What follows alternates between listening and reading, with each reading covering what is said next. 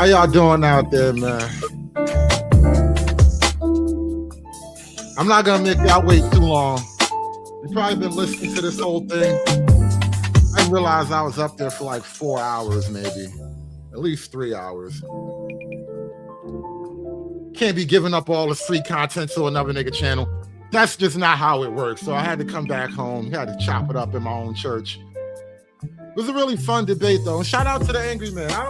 I don't quite often get a chance to like disagree with the angry man, because I generally agree with a lot of angry man's takes. So I think it's rare that we have a moment of severe disagreement, which we just had. We really were disagreeing about the nature of black and white, black versus white patriarchy. And I had to just kind of leave on that note because I didn't want to continue and drag this thing out forever. But I guess I did want to explore a little bit this idea of patriarchy, you know.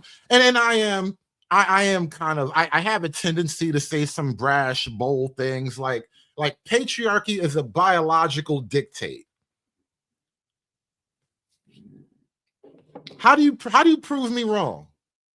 Which to his credit, he didn't really even try to prove me wrong. He just basically said, well, that's not an argument that even needs to happen. But isn't that just a functional reality of it? Because we have balls, we dictate.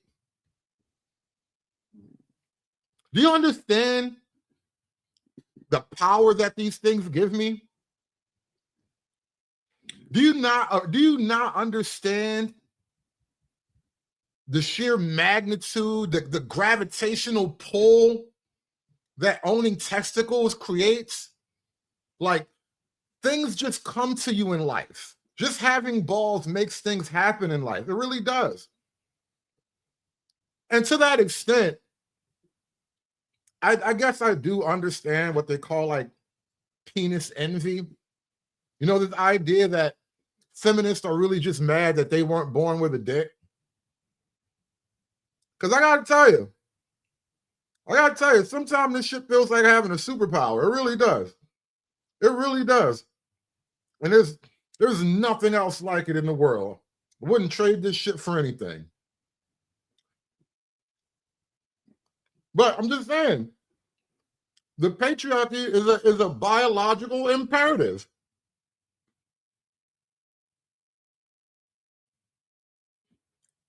Science said that we should be in charge. Biology said that we should be running shit. God himself built and designed us for female subjugation. I know it sounds cruel, it sounds harsh, it sounds awful, whatever, when I say it like that way, but that's just the practical reality of it. We were crafted by the hands of Zeus himself to subjugate these chicks, bro. That's just the only way I can make sense of biological reality. God made me this way. I hit a woman for the first time in my life, and I'm having fun. You have to blame God for the patriarchy, all right? God made us this way. And the more I think about it, and this is something I was thinking about, having a whole other conversation with some other people. But when it comes to this gender war thing, women want men to win the gender war. Because ultimately, most women in their heart of hearts, they can't respect men that they're like better than, that they perceive themselves to be better than. So it's like, if I've defeated you, how can I now respect you? And so in order for women to get, in order for women to have the world they want, men have to defeat women in this gender war. And that's where patriarchy comes in.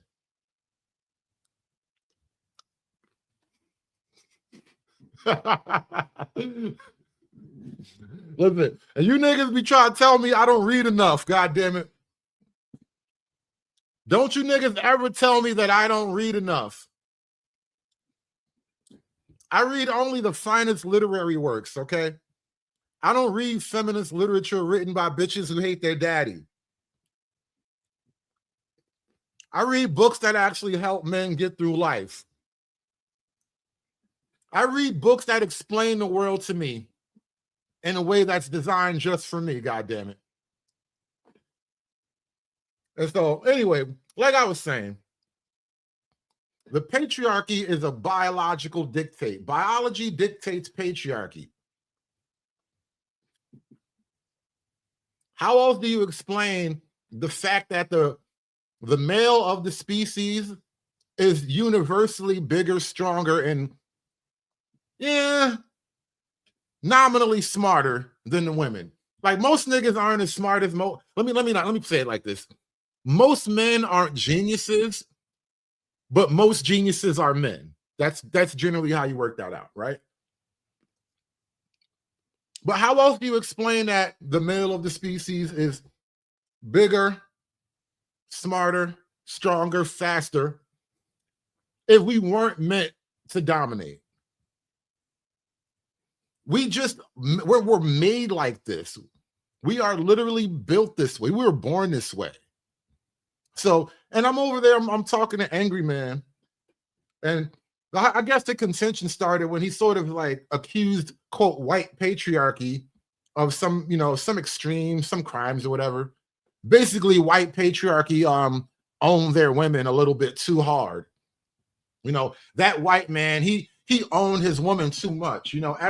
As a proud black man, I only want to own my woman like 85%, 89 when I'm feeling frisky.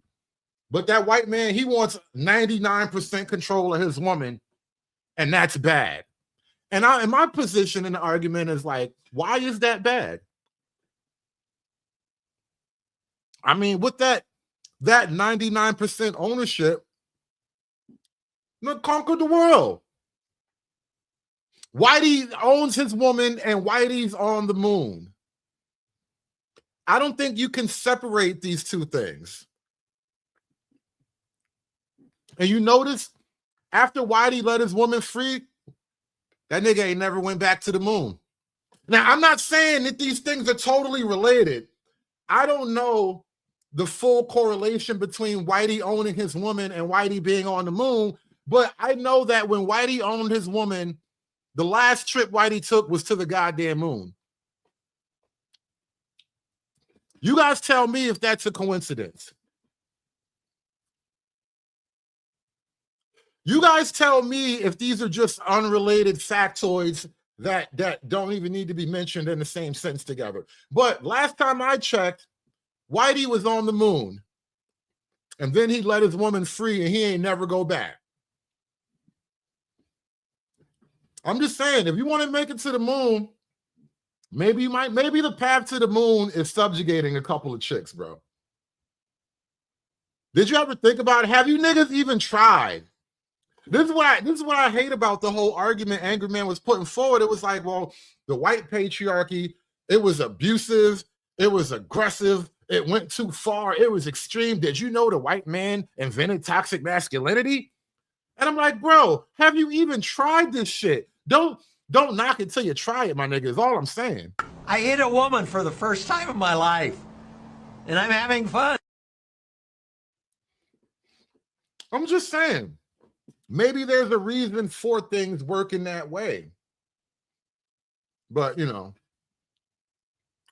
it's hard to explain shit to niggas. I spent a lot of hours doing some nigga explaining. So now we're back here with the audience. I'm gonna drop the link to the pan in a few minutes, y'all. Okay, girl, I'm trying to get to the bottom of this. I want to understand. I so badly want to understand where you're coming from and understand this perspective because I just don't. I just don't get this. You know, we benefit, we as in white women benefit at least as much as if not more from the patriarchy than black men do. As white women, we have the closest proximity to white men who head the patriarchy. That is true. And you're gonna let these fat reject white bitches tell you, oh, you're a nice, good black man. Don't be mean to me like that white man. Don't call me a fat piggy like the white men did. Those are evil patriarchal men. Don't ever access that type of power. You really gonna listen to this bitch? Angry man, you really gonna listen to this bitch? I know you don't mean to listen to this bitch, bro. Maybe you just didn't realize what side you happen to find yourself on. Every now and then you gotta do a vibe check, look around, make sure you're on the right side of things. This is your team. I'm not disagreeing with that part. That's factual. White women, our proximity to white men is because of our whiteness. You know, our proximity to white men isn't because of the patriarchy, it's because of our whiteness.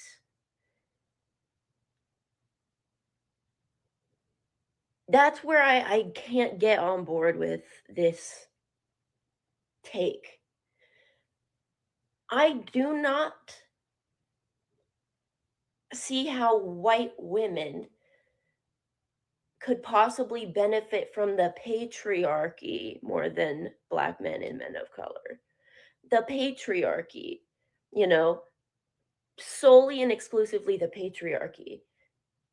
It leave out white supremacy in that statement.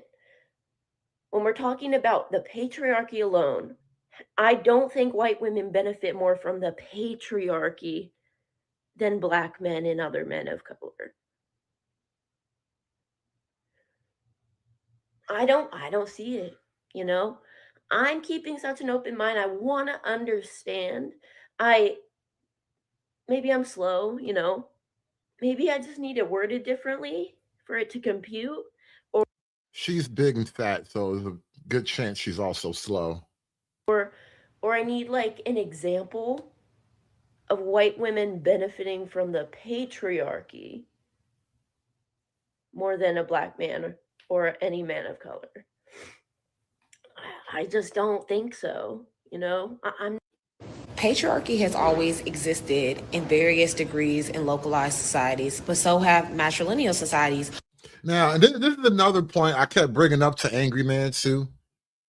Because at first it seemed like he was arguing against like the concept of patriarchy. I was really charging him with just arguing against the concept of patriarchy.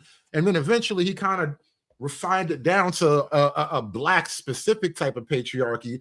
But my whole point is that as you move to argue against patriarchy, and even if it's white patriarchy, you're arguing against the very concept of patriarchy, then you'll have no place left for you to stand. After the black man helps black women tear down white patriarchy, there'll be no argumentation left for you to stand on now. I kept bringing that point up to them. It's like they couldn't understand where I was coming from. It's like I'm reading the Bible to a bunch of Muslims and shit. Or egalitarian societies. Some have been good, some has been bad. You can't retroactively look at societies and decide if patriarchy or matrilineal societies are all good or all bad. But what we can do is look at our specific variety of patriarchy today and look how it's been used as a tool to justify colonization and the eradication of other groups and cultures. So when I say that white supremacy is the overarching disease and not patriarchy, this is why. In the current system that we live in today, if you treat for patriarchy, capitalism, racism, whatever, then you're only treating the symptoms of the disease, but the disease itself will still thrive. See, I think this is just another blind spot, maybe. Angry Man and I were kind of arguing over without necessarily pulling it all the way out to the front. They make no distinction of patriarchy. These broads make no distinction of patriarchy, white, black, otherwise. So as you're on your quest to attack and denigrate the white man's patriarchy, these women who empower you to do that are working to destroy all patriarchy. You're being set up like a Manchurian candidate. When I talk about white supremacy, I'm not talking about the ideology of race as an identity. I am talking about the machine and the system used to systematically destroy groups of people. There is a recurring pattern. And shout out to everybody who supported the panel earlier. I couldn't really respond or acknowledge any of that because I was in somebody else's studio, but I thank you all for supporting the show. This is why we're here right now. The link is dropped if you guys want to come up and talk patriarchy and niggas with me. Throughout human history that has been used to conquer and destroy people, right? Religious centralization, right? Replacing religions, localized religions with a single exclusive monotheistic God. Patriarchal structure, implementing a rigid hierarchy where women are controlled and children and so are property, right? Ethnic erasure and colonization, right? This mechanism does not require race as we know it. It requires an in-group, right? The elites, the civilized, the faithful, and an out-group, the pagans. Oh my God. You know, Shiesty Bum says, raw B, little boy Jew hood. This is why I really move away from you niggas. Shiesty Bum, that's literally why I move away from you niggas. Because Shiesty, you know what? I just might close the door after this. We got all the guests we need right now. But hold on, give me a second, SKC. Shiesty Bum says, Rob B, little boy Jew. Now, if you were watching, Rob B got up there and said a lot of provocative stuff, had her chest poked out, talking really fly about these men and you niggas and da-da-da-da-da-da-da-da. Now, me being a civilized gentleman and such, I got no beef with Cellulite, so I have no real desire or need to treat his woman harshly, even though harsh treatment is what she deserves. But because she's owned by a man that I actually enjoy and respect that man, surely on the strength of being owned by a man, I held my tongue and I let that woman enjoy her little feminine domain that her husband allows her to have. And because he's a man that I know and respect, I allowed that to happen. That's how civilization works, right? Because if I wanted beef with that man about how his woman acts, I could totally do that. But I see no profit and no benefit in that. So I let it go. I was bigger than that. And the thing is, that only proved my point that I was making to him. You are effectively the government of this panel, and you now put this woman in front of all these men to talk crazy behind the protection of some man. I'm always right, Shiesty, even when I'm wrong. Even when I'm talking about you, I'm always right. Welcome to the show, gentlemen, welcome to the show. We have SKC. Glad to talk to you. It's been a minute. And we got Lion 917 up here. What is going on, guys? What's going on? You cracked me up, but I was listening. I man. But no, SKC was first. I'm gonna let him go first though. No, you go ahead. There's so much to pick from. I mean, it's a feast, so go ahead. Yeah, it definitely is. Yeah, I saw the point you were laying out. And what's the name? I'll be quicker than you, but yeah. But I'm like, my thing is like all this talk about patriarchy, and I think yes, you're absolutely right. I think that's a concept they want to understand. He's talking about making an argument to improve patriarchy. I'm like, you want to improve something that all women actively, or a lot of women actively want to destroy. There is no concept of patriarchy that they want you to improve upon. They do not want patriarchy, period, or they want patriarchy by feminist specifications, as Z says. So I don't know what the hell is he talking about improving something that they don't even want, unless they are the engineers of it. Well, Lion, that was kind of what I was referring to when I said I hesitate to imagine what a group of men who've never seen patriarchy would do to improve it. Something to that effect. Because like, yeah, how are you going to improve something you never had? Yeah, in a sense. Yeah, And that was a fair. I heard you when he said that. I'm like, that's a fair question. And they didn't want to. They didn't want to answer it. But do want to talk about go back to Africa argument with African patriarchy. And I'm like, yeah, I mean, okay, you can do that, but I'm like, at the end of the day, that doesn't get around the point that women here, they do not want patriarchy, period, as any sort of concept. That's what they fail to understand. Yeah, that was pretty funny, the whole idea about the African patriarchy thing. I mean, if you wanted to, enter that into the conversation, sure, but then you would have to admit that the African patriarchy failed. Colonization kicked its behind, didn't it? I had too much sympathy to give them that blow, bro. I did not want to hit them with that because they were already like racially sensitive anyway, and it's hard to really address these concepts when people are naturally racially sensitive. That's why I brought up the whole thing about slave morality and all this. Like, bro, stop arguing with me like I'm a slave.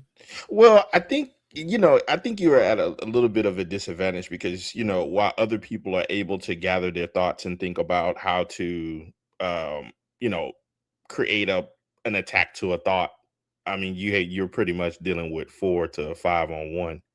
So, it's not like everybody else actually had to deal in real time. I challenge you to fight a pack of hyenas and maintain your perfect samurai form. And on the whole thought about the the slavery thing, I don't understand how that got brought up because the majority of white patriarchy is not represented by slavers.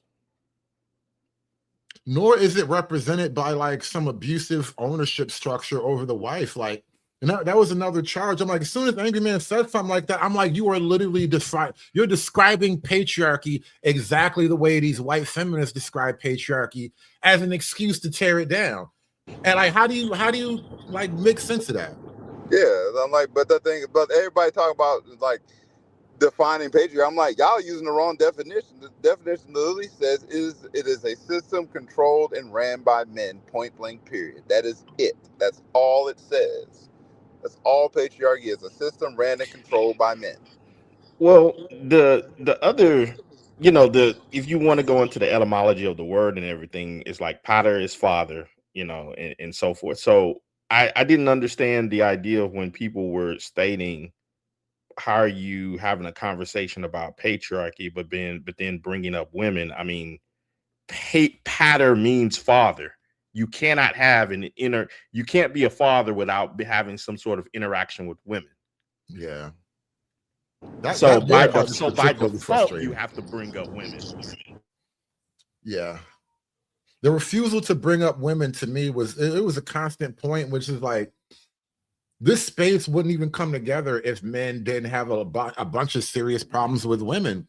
Yet somehow you're not supposed to talk about women, as if women aren't a huge part of the world, your civilization. Like, they're literally your other half. Yeah, they're 50. They are quite literally 50% of the other population. Like, it's like half and half. It's half women, half men. That's your population.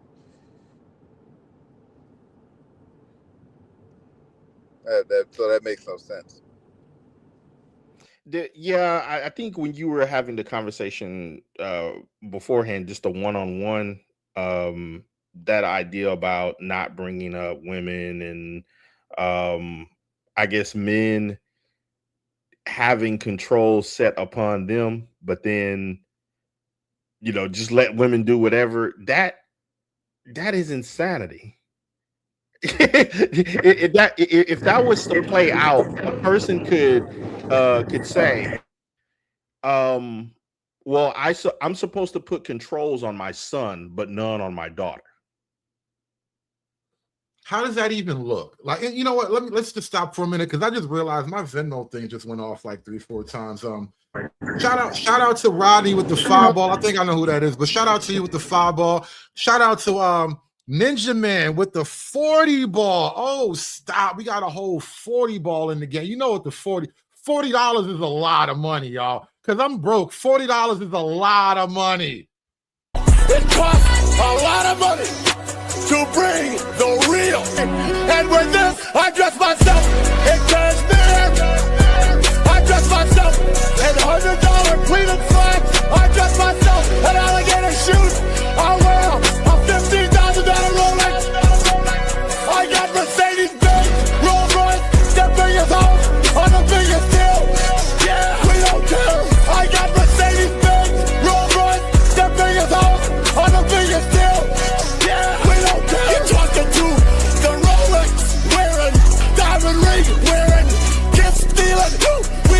gun. Limousine like jet flying.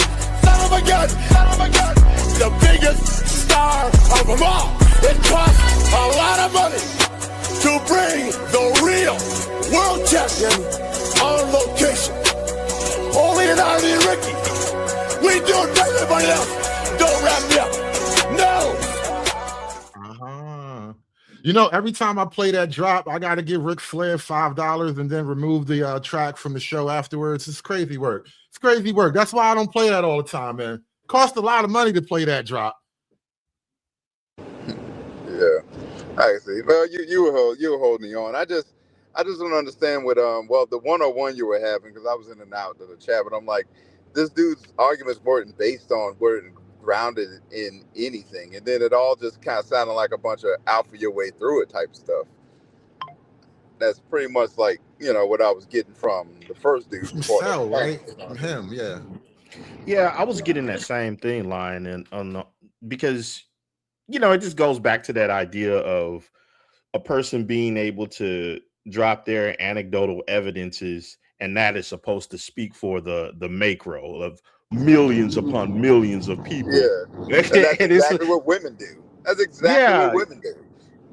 Yeah, and it's a ridiculous position to hold. Yeah, because it's like, even in the midst of our lives, you know, 70, 80, 90 years, we are not going to know 10,000 people intimately. No, we're not. So it's like a tiny drop in our experiences are a tiny drop in the bucket of a wide ocean, and to begin to try to make arguments from that perspective is just ridiculous. You know what kills me? Not to mention you're a U.S. citizen, so your experience is one experience, but you got someone on the whole other side of the world having a totally different experience, millions upon millions. You know, I kept bringing this up to him, and I kept reminding him of this, because I wanted him to see, at least try to make a better argument, because he kept saying, well, I don't care about this and I don't care about that. And it's like, you know, we're having this debate about trends and broader issues, and he's like, well, how do you contend with the fact that I just don't give a damn? It's like, how does that actually help any side of the argument? Because at the gist of it, with people like that, they are believing that the entire conversation centers around being able to convince them of something instead of looking at a much larger venue. Yeah, they're only looking at their piece, or they quote unquote don't care until it actually affects them. And the worst part about people like that, they don't think it ever can affect them. Well, but it's already affected them. The dude was sitting up talking about, you know, I don't give a dang about government. It's like, dude, you're living under a government. You pay taxes to a government. I didn't hear that part. I didn't hear that part. I didn't hear him say that. He actually said that? Yeah. Wow. It's like you're living under a government. You're paying taxes to a government. Your protection comes from a government, but you don't give a dang about government. It's such a asinine viewpoint. Yeah. You can't talk to people like that. You can't talk to people like that, Hood. Shout out to you, Hood, for even having a conversation with people like that, because I can't do it. You know, it's been a minute since I've done any like paneling outside of my own channel, because mostly just from work purposes or whatever. And then usually when I have free time on my hands, I'll do my own thing on my own channel. Most of the time when I was on somebody else's panel, I was literally at work or whatever. But I haven't been working all that much lately. I've been healing up. So I got time on my hands to do a bunch of other stuff I never really do. Think about something else, Hood and Lion, and even Snowman that just came up. Think about this perspective. You invite another man into your home, and you are on the premise of having interesting discussion. And then your wife enters and curses the dude out and yells and screeches at him. I caught that part. all with the idea of, I know exactly, don't you say nothing to her, but that doesn't make you look bad as a man. For real. I caught that part. He didn't say anything, acting like it was like that didn't happen. Yeah, I caught that.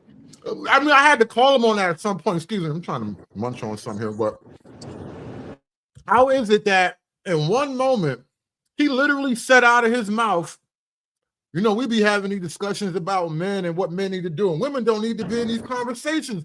30 seconds after you let your wife curse the whole panel out, bro.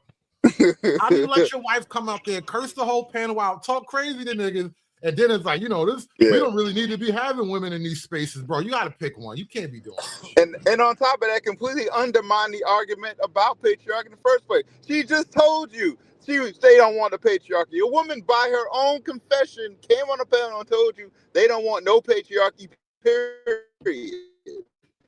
And just talk about improving the patriarchy or alphaing your way through it? Come on, dude. No.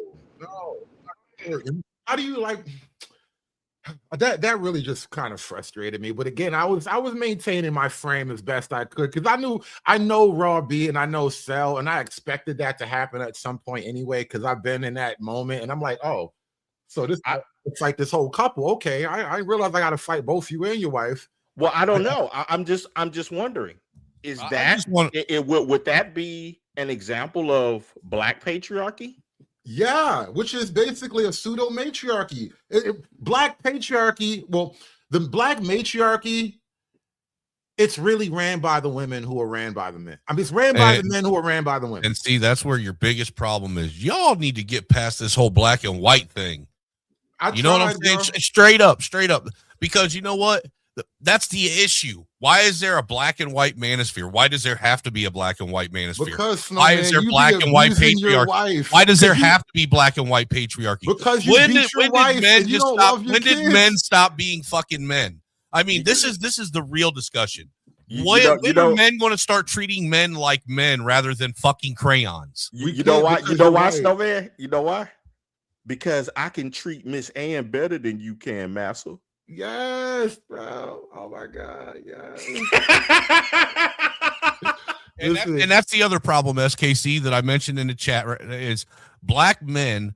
They fucking build their identity entirely too much around whether or not they can get box or not. Box does not. If that's what your identity is built around, then I'm sorry. You're missing out on a whole lot of other more important things in life. And then I brought up the idea that Angry Man says black men are desired by all these other women. And I brought up to him, well, you know why? It's because black men are notoriously weak for women. They have no rigidity, no structure, no backbone. And the women, when they want to get away from the rigid structure of their men, their fathers and brothers, what do? Go get with one of you goofy niggas, right? You know why trade-off, hold on. No, you know the trade-off, though. Those men with the rigid structure and the patriarchy, you know what else they have? Wealth and money and family networks and social ties. They have a whole system. I'll go even further than that, Hood. That's where nation building comes from. Literally, they have nations. All of that productivity and power and global enterprise and so forth, it all centers back to those strict patriarchal norms. Take, for example, even when people think about, let's say, like an armed force, you have to have strict protocols within an armed militia in order to keep discipline and everything. You can't do that by having a soft internal household.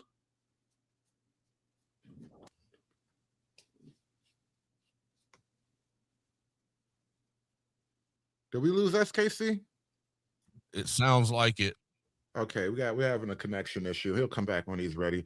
All I'm going to say is, how do you expect?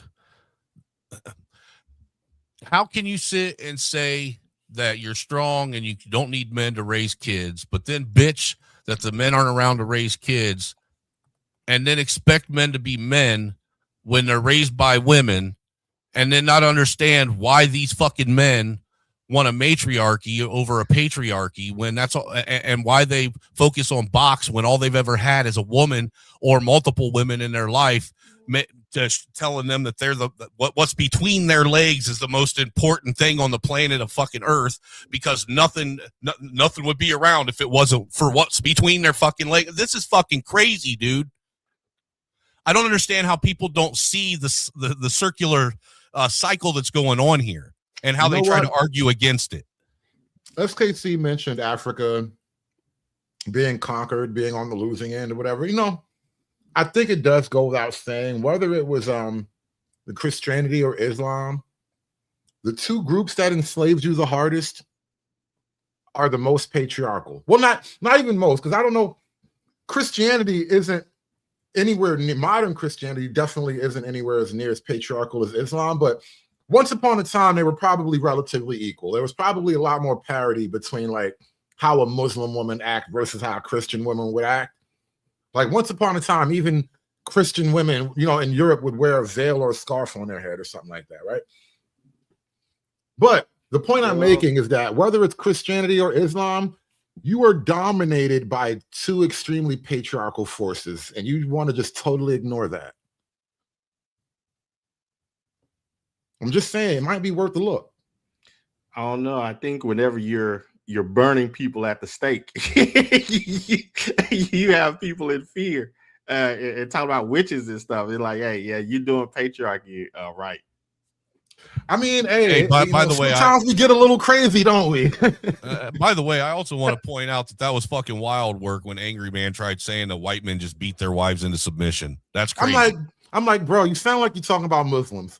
I feel like a lot of the criticisms that feminism be making, they're really talking about Muslims, but they're just not willing to say that shit because they don't want to make the white man look better.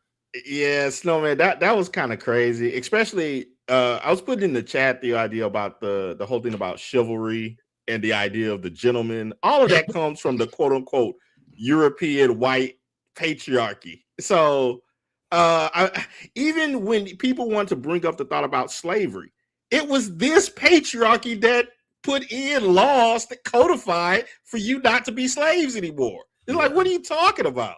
Yeah. White patriarchy lets you have your own little patriarchy. There was no black person, there was no woman that voted on anti-slave laws. They were all white men. Well, it's just like when earlier in the conversation they made the comment that all the women actually voted for, are all supported feminism and the women's right. And that's not even true historically either. If you actually look into the history of feminism, that shit had to be forced on women. Most women rejected that shit, didn't want no part of what feminism was pushing. Right. I wonder too, I brought this point up with Angry Man because black men never really experienced patriarchy, I would imagine a lot of black men would have supported feminism. Surely on the argument that, the white man was being mean to his woman and I can treat you right, Miss Ann. Well, I think you already see that with how people vote, right? Yeah, and it took some convincing. I will say it took some convincing, but I had to be made aware of the weakness of man in that particular context. It's a thing. I want to finish this clip real quick. The barbarians, the heathens. When I talk about white supremacy, I am talking about the colonization of ethnic groups through those systems of power, through religion, through colonialism, through patriarchy, right? This is another reason why they criticize, quote, white patriarchy, because, it's a loser's argument. It's a slave's argument. You're wrong because you won. You're wrong because you're bigger and stronger than me. You're wrong because you defeated me. And it's like, if you had won, would you be feeling wrong right now? I don't think you would. Because everybody who can does. This when we brought up slavery, they brought up slavery as an attempt to derail the basic precepts I'm laying out between male and female. And I'm like, no, we're not going to do that. Just because you niggas used to be slaves doesn't mean we can never talk about the full extent of masculinity. Dude, all I'm going to say is you don't even have to look that far into the past to realize that Western colonialization is what civilized the world, and anything otherwise causes it to fall apart. Just look at South Africa. We colonized it. We turned it into a great place. Then the apartheid shit happened. They took it back, and now it's a shithole again. I mean, what the fuck do you want? I think a lot of people, like, when we talk about these ideas, Snowman, they see white people, like they see a bunch of snowmans populating the world. And I see Western culture as a broad totality, as a broad thing, not just a bunch of white people, And so I think conceptually, like they really are stuck on the white people of it all. And I don't understand that, because the snowman, quote unquote, is is really the smallest demographic globally on the planet. Why are they so worried about the white man when there's way more black people on this planet than there are white people? Why haven't you fucking done anything yet? Why is it all the white people doing all the shit and you're just bitching about everything? There's more of you. Why haven't you done anything? Stop oppressing us and we will, evil white man. Yeah, you ain't got nothing to say about that, huh? Oppressing us and shit. Well, maybe you better get your oppression game on a little bit better. I hate when people try to say, ain't that the reality of the world? And this is really, we're kind of having some fun with this, but let me just state this plainly, because even in the context of male, female, it is oppress or be oppressed. The rules have never changed. And I think they're really having a struggle with the Nietzschean concept of it all. Like the very basic concept of power is what we were arguing, what I was arguing against on that panel. It was like black men represented by Angry Man, really. He was like the biggest voice on that panel. It's like he was arguing against the very concept of black men accessing power to its fullest extent, because that would be evil and wrong like the white man. I think it's a mentally handicapping position. You need not handicap yourself before you even get in the fight. Well, my question is why can't we bring up women when we're talking about men's issues if we always got to bring up white people when we're talking about black issues? Ooh. You're hitting below the belt today, man. That patriarchy comes before white supremacy. This is the most ahistorical take in existence. And I think it's because white people cannot fathom a reality where they were not white. Your whiteness has only existed for 500 years. White people. Hey, Snowman, have you ever fathomed not being white? You know, honestly, I never even thought about being white until I got on YouTube and started getting on these retarded panels. Honestly, and the color of my skin never really crossed my mind, or anyone else's for that matter. People to be colonized under white supremacy. Before you were white, you were Irish, you were Scottish, you were Gaelic, you were Celtic. And all of these groups had a pantheon of gods and goddesses. You know, one of the best parts about the modern internet is a random Keisha with $40 a weave can tell me all the details of white people. Is she just mad because all of my gods and goddesses are like thousands of years old and their gods and goddesses are only like maybe 6 decades old? You know, like Martin Luther King, Malcolm X.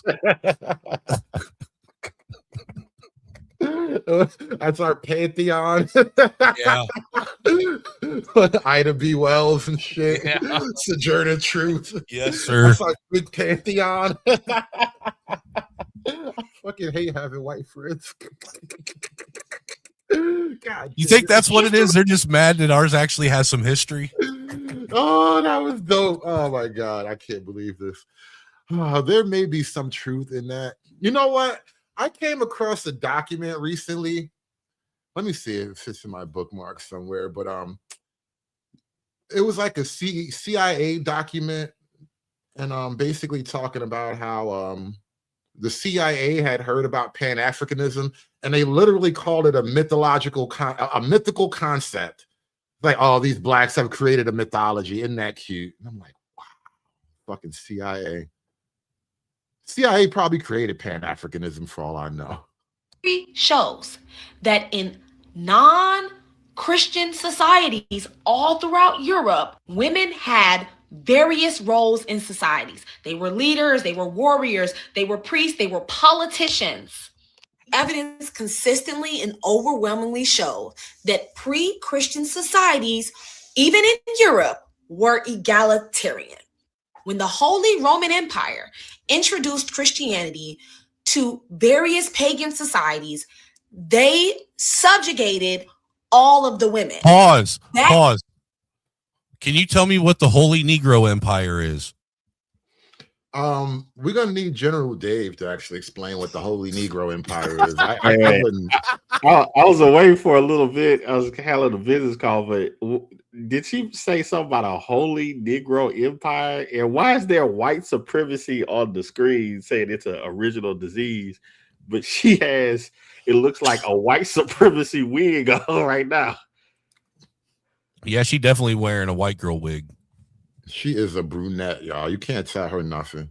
Is what introduced paternalism, white supremacy, patriarchy, Christianity, and colonialism go hand in hand.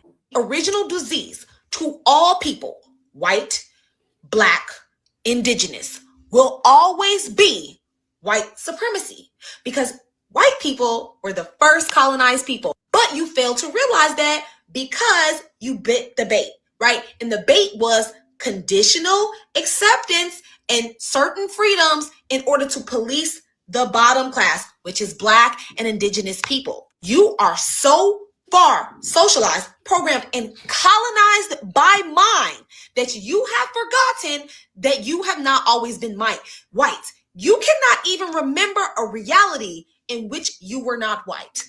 White supremacy is the original disease to all people, and that is a hill that I will gladly die on.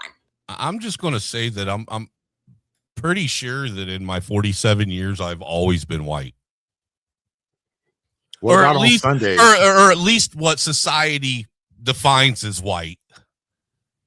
I mean, I don't know what she's talking about. How could I remember a day of when I wasn't white when I've never had a day when I wasn't white? When I hear white women talk about patriarchal societies, my eyes roll into the back of my head because they are the primary facilitators and beneficiaries of patriarchal society. They only speak about patriarchy and its damages when it's damaging them, and all while completely forgetting how they've benefited from that patriarchy to date. So if we're going to have conversations about patriarchy and its harms on girls and women, I think we need to also have ownership of what we have done to facilitate the creation of that kind of structure. You know, the more I think about it, the more I really try to process what's being said here, patriarchy is an irrelevant term.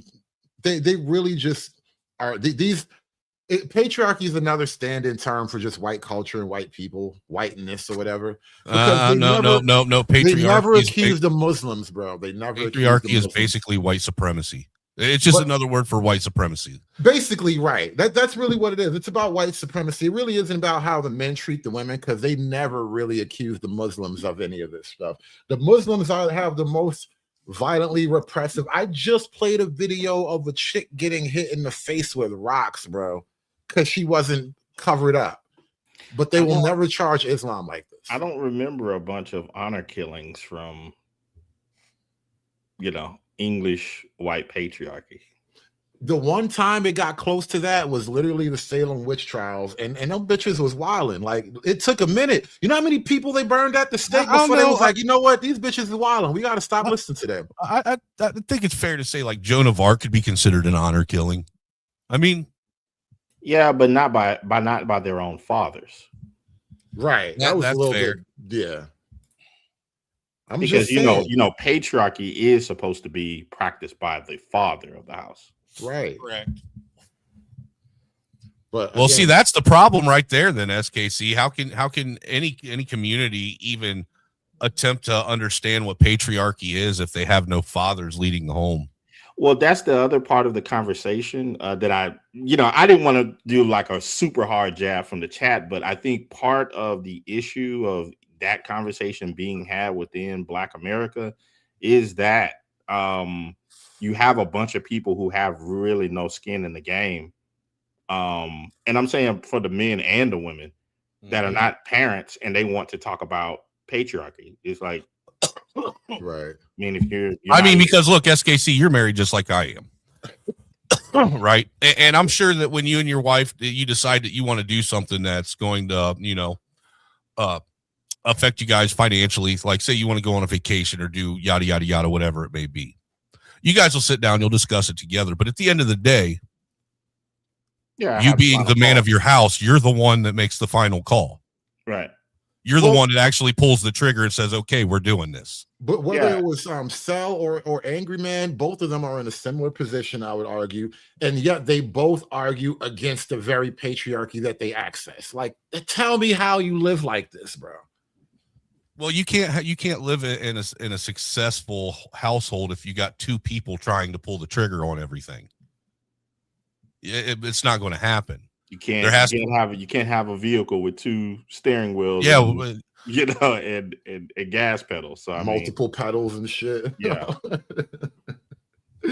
No, but there's the hypocrisy that I just couldn't get away. And again, it came up on the panel, and I think I just said this before, and I'll say it again. When Raw B got up there and was saying that she don't run shit in her house. She put everything in her man's hands. She trusts him to handle things or whatever. And honestly, I would imagine every relationship has like realms of activity. There's things that he would trust her to do, and she'll just report back on how things went or whatever. But that's the order. There's an order to it. There's structure and order. And so you living in that structure and order because you have a man who loves you and he wants to provide that for you. How do you now say that the majority of men through history, they just wanted to abuse and enslave women? Well, that's because, they're viewing the quote unquote white man through that slavery lens, even though the majority of white men did not have slaves. And I think in ways I agreed with Angry Man when he stated that feminism is pretty pervasive and it has affected the minds of many people and how they view things and so forth. Well, I think more so within Das Communitas, because the inception of we're in Jim Crow 2.0, all that type of stuff. I mean, that's a victimization mindset. And a lot of it came out of academia, which were led by a lot of feminists.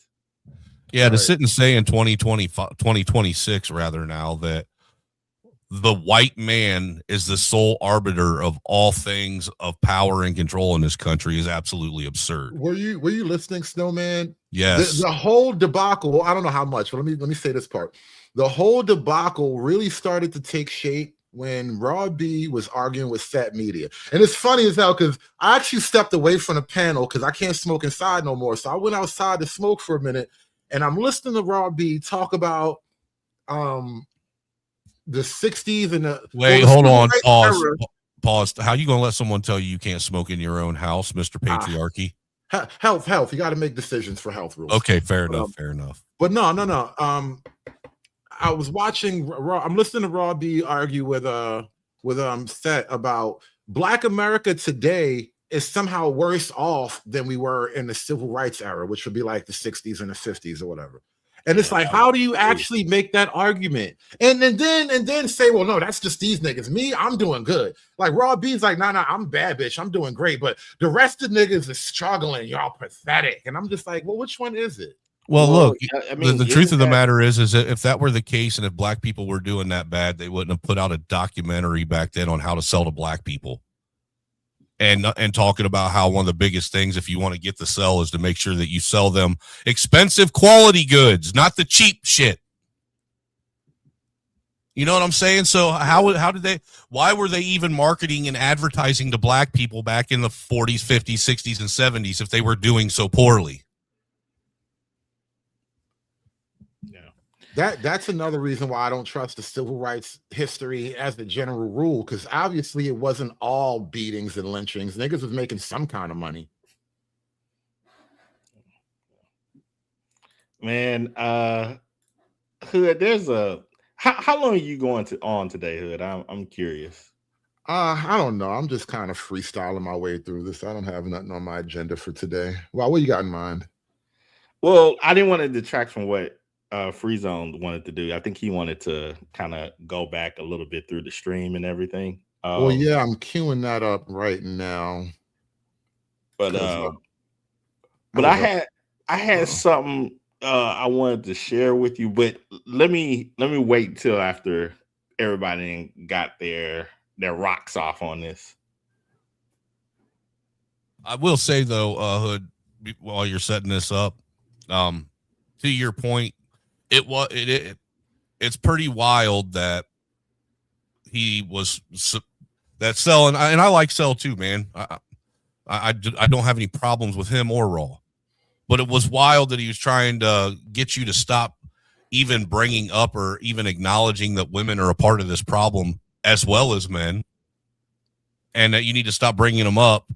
And then, like you said, 30 seconds later, she pops up, goes off on the panel, and she did it multiple times. She was just sniping, just jump in, right, say something crazy, then jump out, and it's right. like, oh, you know what? I'm trying not my best not to respond because I don't really dislike Raw B or whatever, but it's like you can't expect me to never respond to open hostility, bro. Like, stop. I mean, it's just wild because to me, the way she was acting and responding was really just kind of solidifying the point that you were trying to make. That was literally going over top of everyone else's head. Right. She's literally operating under your protection because we as men, we respect you. We have no real desire or like there's no need for me to have any type of like professional relationship with a Raw B. But you're a man, you're another content creator. I would enjoy working with you from time to time. So it's a relationship I don't want to just throw away because some chick's talking crazy. But if you're gonna let your wife talk crazy, how do you maintain relationships like that? Like I don't know. Like I said, well, look, dude, I'll tell you what. A hard time with civilizational fine points. I would have never been okay with that. Me as a content creator and married, I wouldn't have been okay with my wife getting up and doing that. I would have kicked her off the fucking panel as soon as she started running her mouth. You remember in times of old, Snowman, where in that harsh, rigid, patriarchal structure where men would enter into a room, and even if they had wives or significant others, those women weren't allowed to come in and just have conversation. They had to go into another room and have women talk and all of that. That's how it was when I was a kid growing up, going to my grandparents for the holidays. You got the tail end of that. I've never seen that in my Black life. Oh yeah, dude. The women would always go in the living room. The men would sit, or they'd either be in the living room or in the kitchen cooking. And all the men would either be in the den playing pool and drinking or out in the garage. As a Black man, I have never seen a group of Black women cede the room so the men can do business. I've never seen saw that? Women cede the room so the men can do really? business. Oh man, dude, I grew up. Dude, my uncle had a campgrounds, and that's how it was at his campgrounds too. Like most of the time, the women would sit and they would conversate with the women, and the men would conversate with the men. That's just how it was. Look, they didn't conversate and hang out with women because they didn't have nothing in common with women. Nowadays, these gang niggas be having lesbian chicks running in the gang with them, talking about, ooh. I'm like, oh, what's wrong with this? You niggas is retired. I see, man, things just ain't the same for gangsters anymore. That's just what it is. Dude, even as a young man growing up, even me and my friends, that's how my wife would sit and hang out with the other wives in the kitchen or in the living room while us men were hanging out down in the basement or in the garage. I'll even take it a little bit. And the kids would be bouncing back and forth between the both of us, or we'd throw them outside and say, get away. Yes, that's what I was about to ask, though, man, because to a certain degree, even as kids, we had to have permission to be in there. Yes. And if we stayed too long, we'd be like, okay, you were getting your ass booted out. Yeah. Ain't you got something to do? Go play with your cousins. You don't get to see them that often. Free Zone, what's going on, bro? I see you was hanging around in and out that convo too earlier. What exactly made you want to participate in this? Because we're doing sort of a recap, I guess, now. Well, it was a long conversation, so there was a lot there. I actually thought you and Cell were having a good conversation until everything kind of devolved. So you let your wife spit on me? Yeah, that was kind of crazy. Yeah, and then I did notice too that they would say that you were wrong only to repeat what you said like 5-10 minutes later. Yeah. And then just kind of move on. It happened like 4 or 5 times. I will say this, just the idea that things are worse now, trying to make that argument like it was worse now than it was in the 40s is just, it's completely asinine. Like, okay, from the social standpoint, I get it, but everything else is better. And so I it was just kind of wild to see that unfold. There are some things that I do agree with Cell on, but that would be it's literally the difference between a macro and a micro conversation. Because macro speaking, I tend to discard a lot of it. Like I understand it and I see it to be true, but I discard a lot of it because I can't control a lot of that stuff.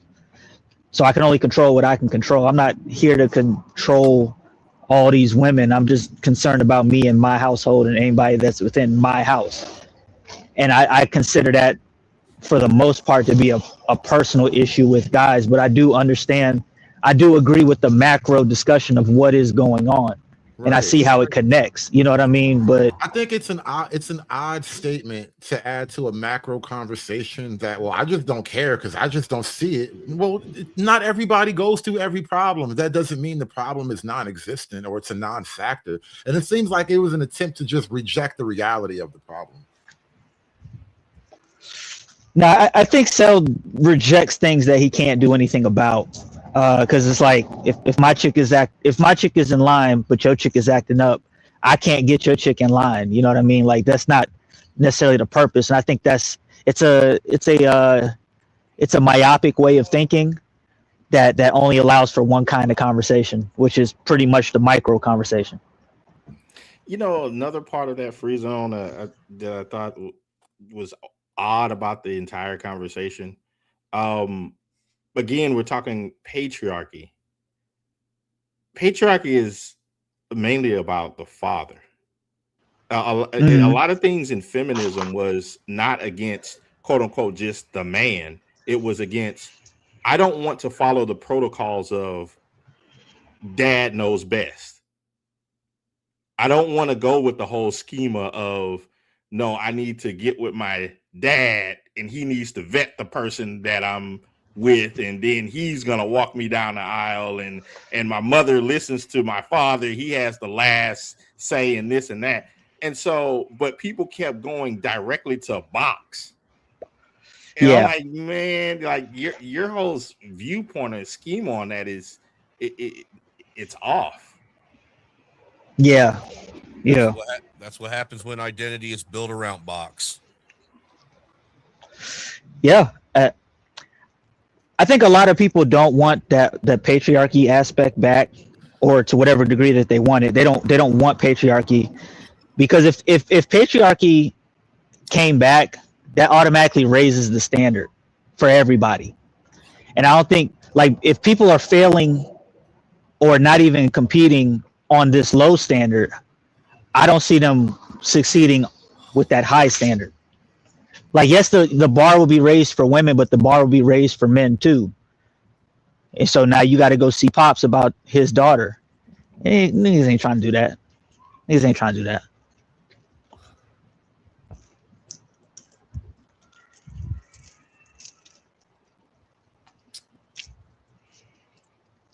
So yeah, I don't even see dudes creating that. Like, I understood what Angry Man was stating about being able to alter or improve patriarchy in various ways according to one's household and all of that. That's done. People do that all the time. But I don't see people who basically are pairing with people who basically hate the patriarchal structure because it's associated with white people being able to build something that would be able to compete with it on a global scale. It's like, no, I don't see that happening.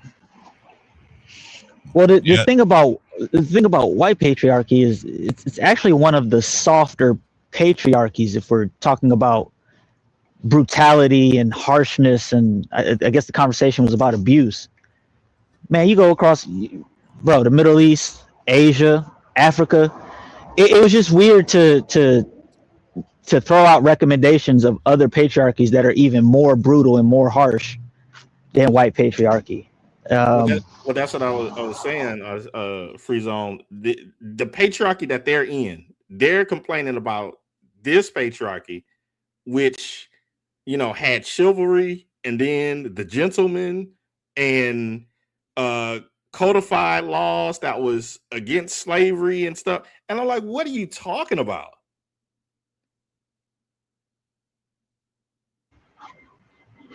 Yeah. Yeah. So it was just the.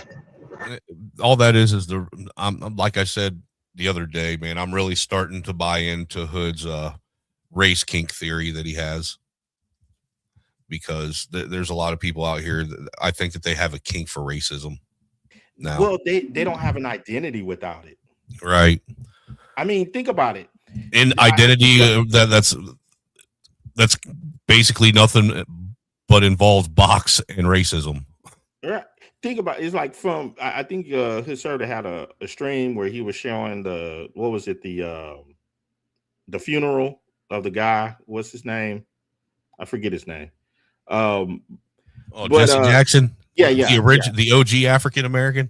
Yeah, and everybody up there was doing their whole racial thing. All of those people, what merits would they really have if they didn't have something about racism to talk about? Nothing. Except for Obama. I mean, even they had the what Stevie Wonder up there and everything. Even within Black America itself, they do not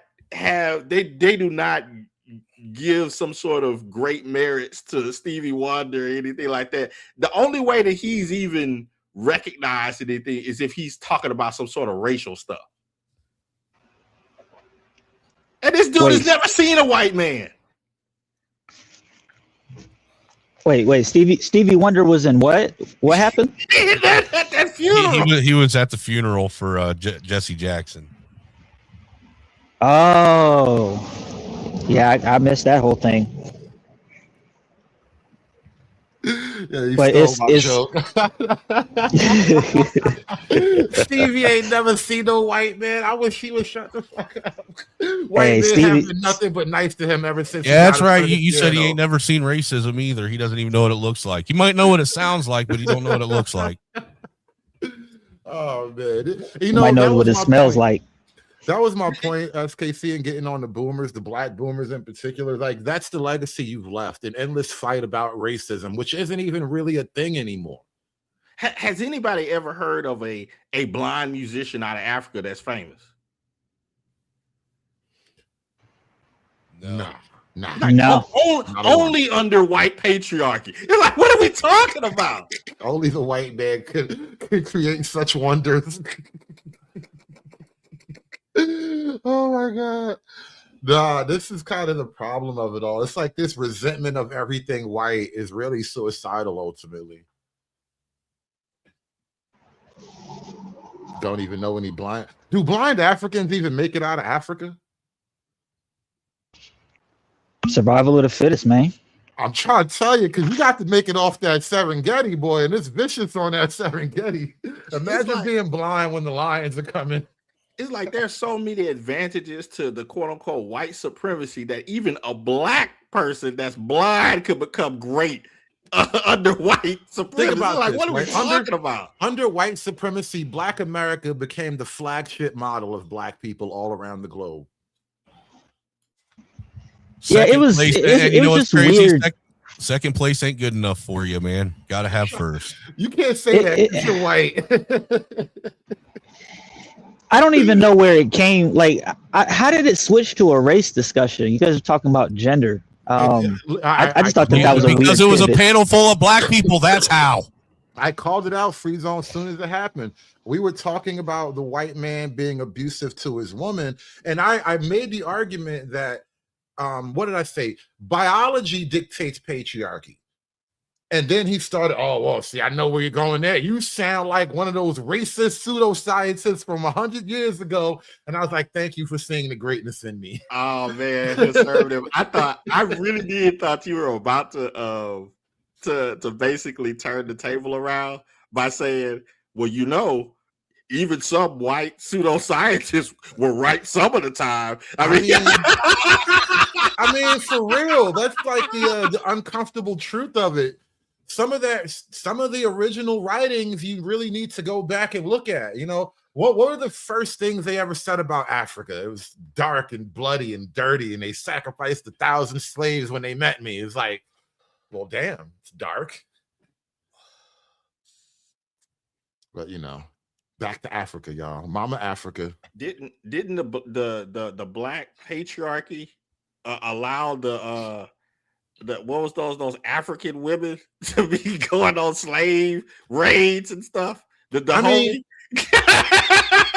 Why aren't the Africans patriarchal like that now? Like the white man shows up to Africa and all the women just run to the white man. Like, what happened to that African patriarchy where you niggas control your bitches?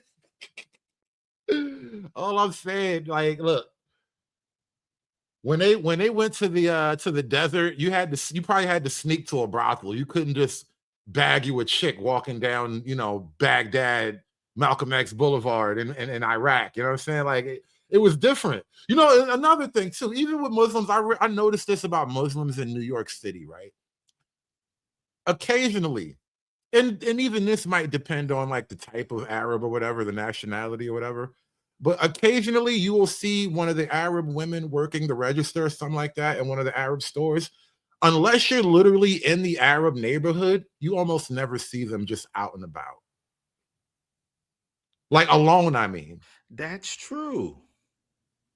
I'm just saying, you know, because you know what I realized. You know what? You're right, because even like when I see them in the grocery store, like Sam's or fucking Costco or something like that, there's always like three or four. Right? There's always 3 or 4 or 5 of them together with a bunch of kids.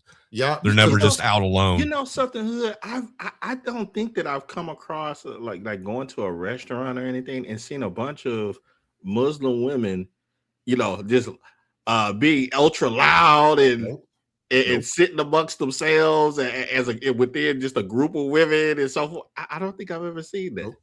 And the reason why I bring that up is one, like they kind of talk crazy about the quote white man's patriarchy, which, you know, like, I really think you're talking about Muslim patriarchy and you just don't have the balls to call it out. And then 2, I think when they go back to the so-called African patriarchy, I don't think Africa was ever as patriarchal as you like to claim.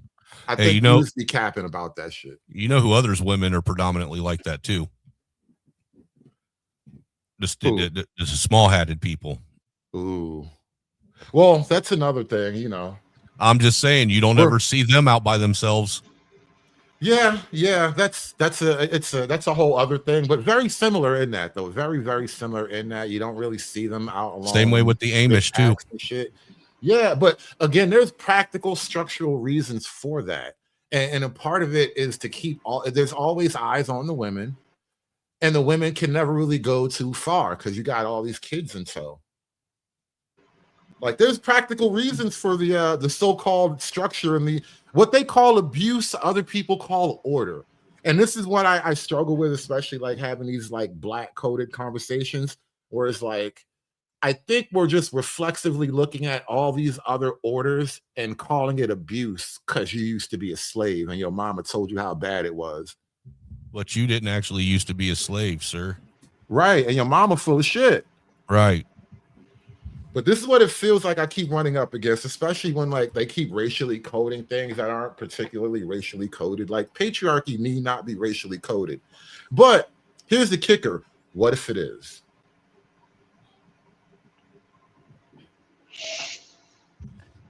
I don't really think it is. I don't think it is. If it is, the white man's patriarchy's colder. The way a lot of these, especially like the college educated woke crowd, the way they talk about patriarchy, you know, the white man's heteronormative, cis patriarchal standard, or whatever, they make the white patriarchy standard a unique thing as if it's like it's owned by white people. I'm like, well, you know, the more you say that, the more I'm just going to lead into it and be like, well, I need a white man's relationship. I can't do love like you niggas do. You don't like struggle love? I don't like Keisha love. I don't like struggle love? I can struggle with Keisha. Shit, at this point, I'd rather take the Asian love. Right. While you playing. Yeah, Ling Ling struggle hard. Ling Ling struggle. Yeah. Hard. White folks is cooked. They don't let too much go. Yeah, I give you that. I give you that. So.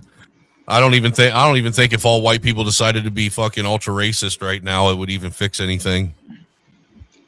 Hey, it's at the point that I don't even think dialing it back will help because people are simped out of their minds. So even if you listen, I don't know, man. Even if you repealed the 19th, let's say, You crazy the simps are gonna give it. They're gonna give it right back, man. Hey, Hood, I watched this. Hey, you don't give me no box. If you don't vote a certain way, and this did happen in the past, right? If you don't vote a certain way, I ain't giving you box. No voting, no fucking. Man, Hood, man. I've been enjoying this channel, this Projax. Man, I've been enjoying it. I never heard of them. Dude, that tarantula head is a retard. He's like the slowest, dumbest Negro I've ever listened to in my life, man. I've seen this interview already. Something about the tarantula hair is like, I don't know if it lowers IQ, but it's heavily correlated with low IQ. Dude, the tarantula head tracks right along with the septum piercing. It does, man. What do you think the quality of life would be for black people if white people never interfered with them? Would they be better off? Hell yeah! Do you know what we was building pyramids? But how's it going? What did you want to debate about? Nah, I seen videos of y'all talking about how white people are better than blacks and all this stuff.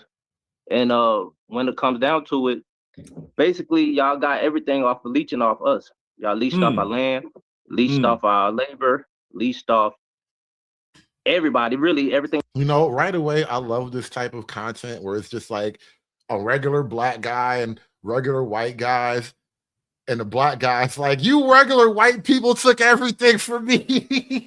Yeah, I like it too. while wearing a piece of chain. Platinum Jerry. They talk about these white people took everything from me. He got on more gold. He's got more value on his neck than their whole room is worth right now. How many blunts did this man smoke, you think, before he got on here, man? He looked pretty blunted out. Just one big stupid one. It was a blunt, the rule of thumb size. It was big as a thumb. I wasn't ready for that, dude. That's fucked up. Oh man, I was laughing so hard when that rule of thumb got brought up. Man. I was like, God, y'all got from leeching off other people. Leached off Native American land, leached off. Now y'all trying to leech off of Venezuela oil, all that stuff. So it's like, I think y'all don't have like a clear reality of what's really going on and what's happening and what happened in the past. What is Can you pause this for a second? I just want to make sure. I'm Jackson. This is Forrest. Does this? I think it's interesting that this black guy doesn't realize that Venezuelan oil that he's talking about, he's a part of that we today. That we that he's talking about, he's a part of now. There are Keishas twerking in Iran right now. Yes, Sir L said in the chat, leech off the land. See, they believe that by them being there, their I guess spirit has placed those resources within the land themselves. And so if anybody grabs those resources, different things, it's actually leeching off them. I just find it interesting how they try to separate themselves, like how a lot of black folks like this dude here, they always try to separate themselves as if they're separate from America itself. Right. Like whatever America does has nothing to do with the black community, even though we're still a part of the military that's doing all these things. That was you white people in Grenada. The very chain that he's wearing requires that oil. This nigga wearing blood diamonds, bro. My name Dr. 16 on IG.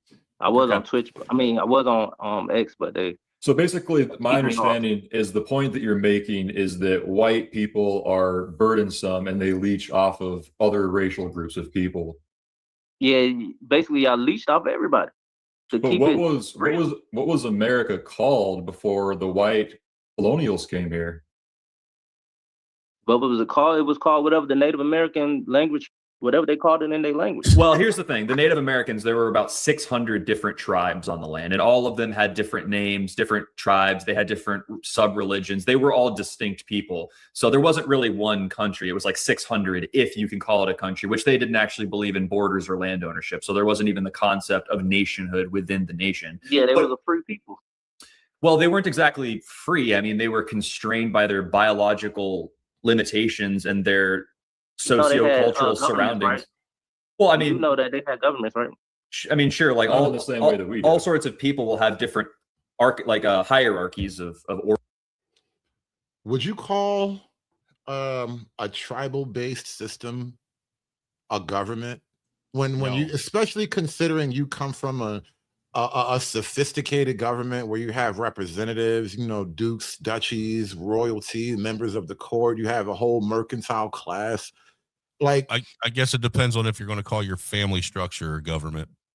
Well, that's really what you're talking about, right? A tribal system is way closer to a family structure than what we have in a modern government.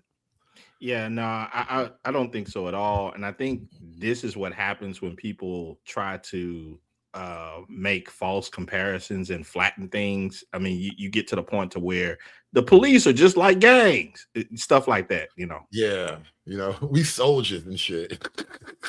No limit soldiers. Order and power structures, but they do manifest differently. But when you say we leached off of black people, like, be specific. Like, what exactly did we leech off of black people? Like, you leached off our natural resources, meaning our gold, our diamonds, countless stuff that we had over there. You leached off our knowledge. Well, let me take you back to the beginning. Oh, here we go. You leached off our knowledge. We created religion, civilization. Ladies and gentlemen, this is what we often refer to as the Negro moonwalk through history. We begin again with the pyramids. We had over there, you leached off our knowledge. Well, let me take you back to the beginning. You leached off our knowledge. We created religion, civilization, all that stuff. The first civilization on this earth was on the Nile River, the bottom of the Nile River. They traveled up onto Saudi Arabia, whatever. And then they was the first ones. Saudi Arabia from the Nile River? That's why they get credit for being the first civilization. We went from the Nile River and then hopped off and bam, Saudi Arabia. Genius level, nigga. Wow.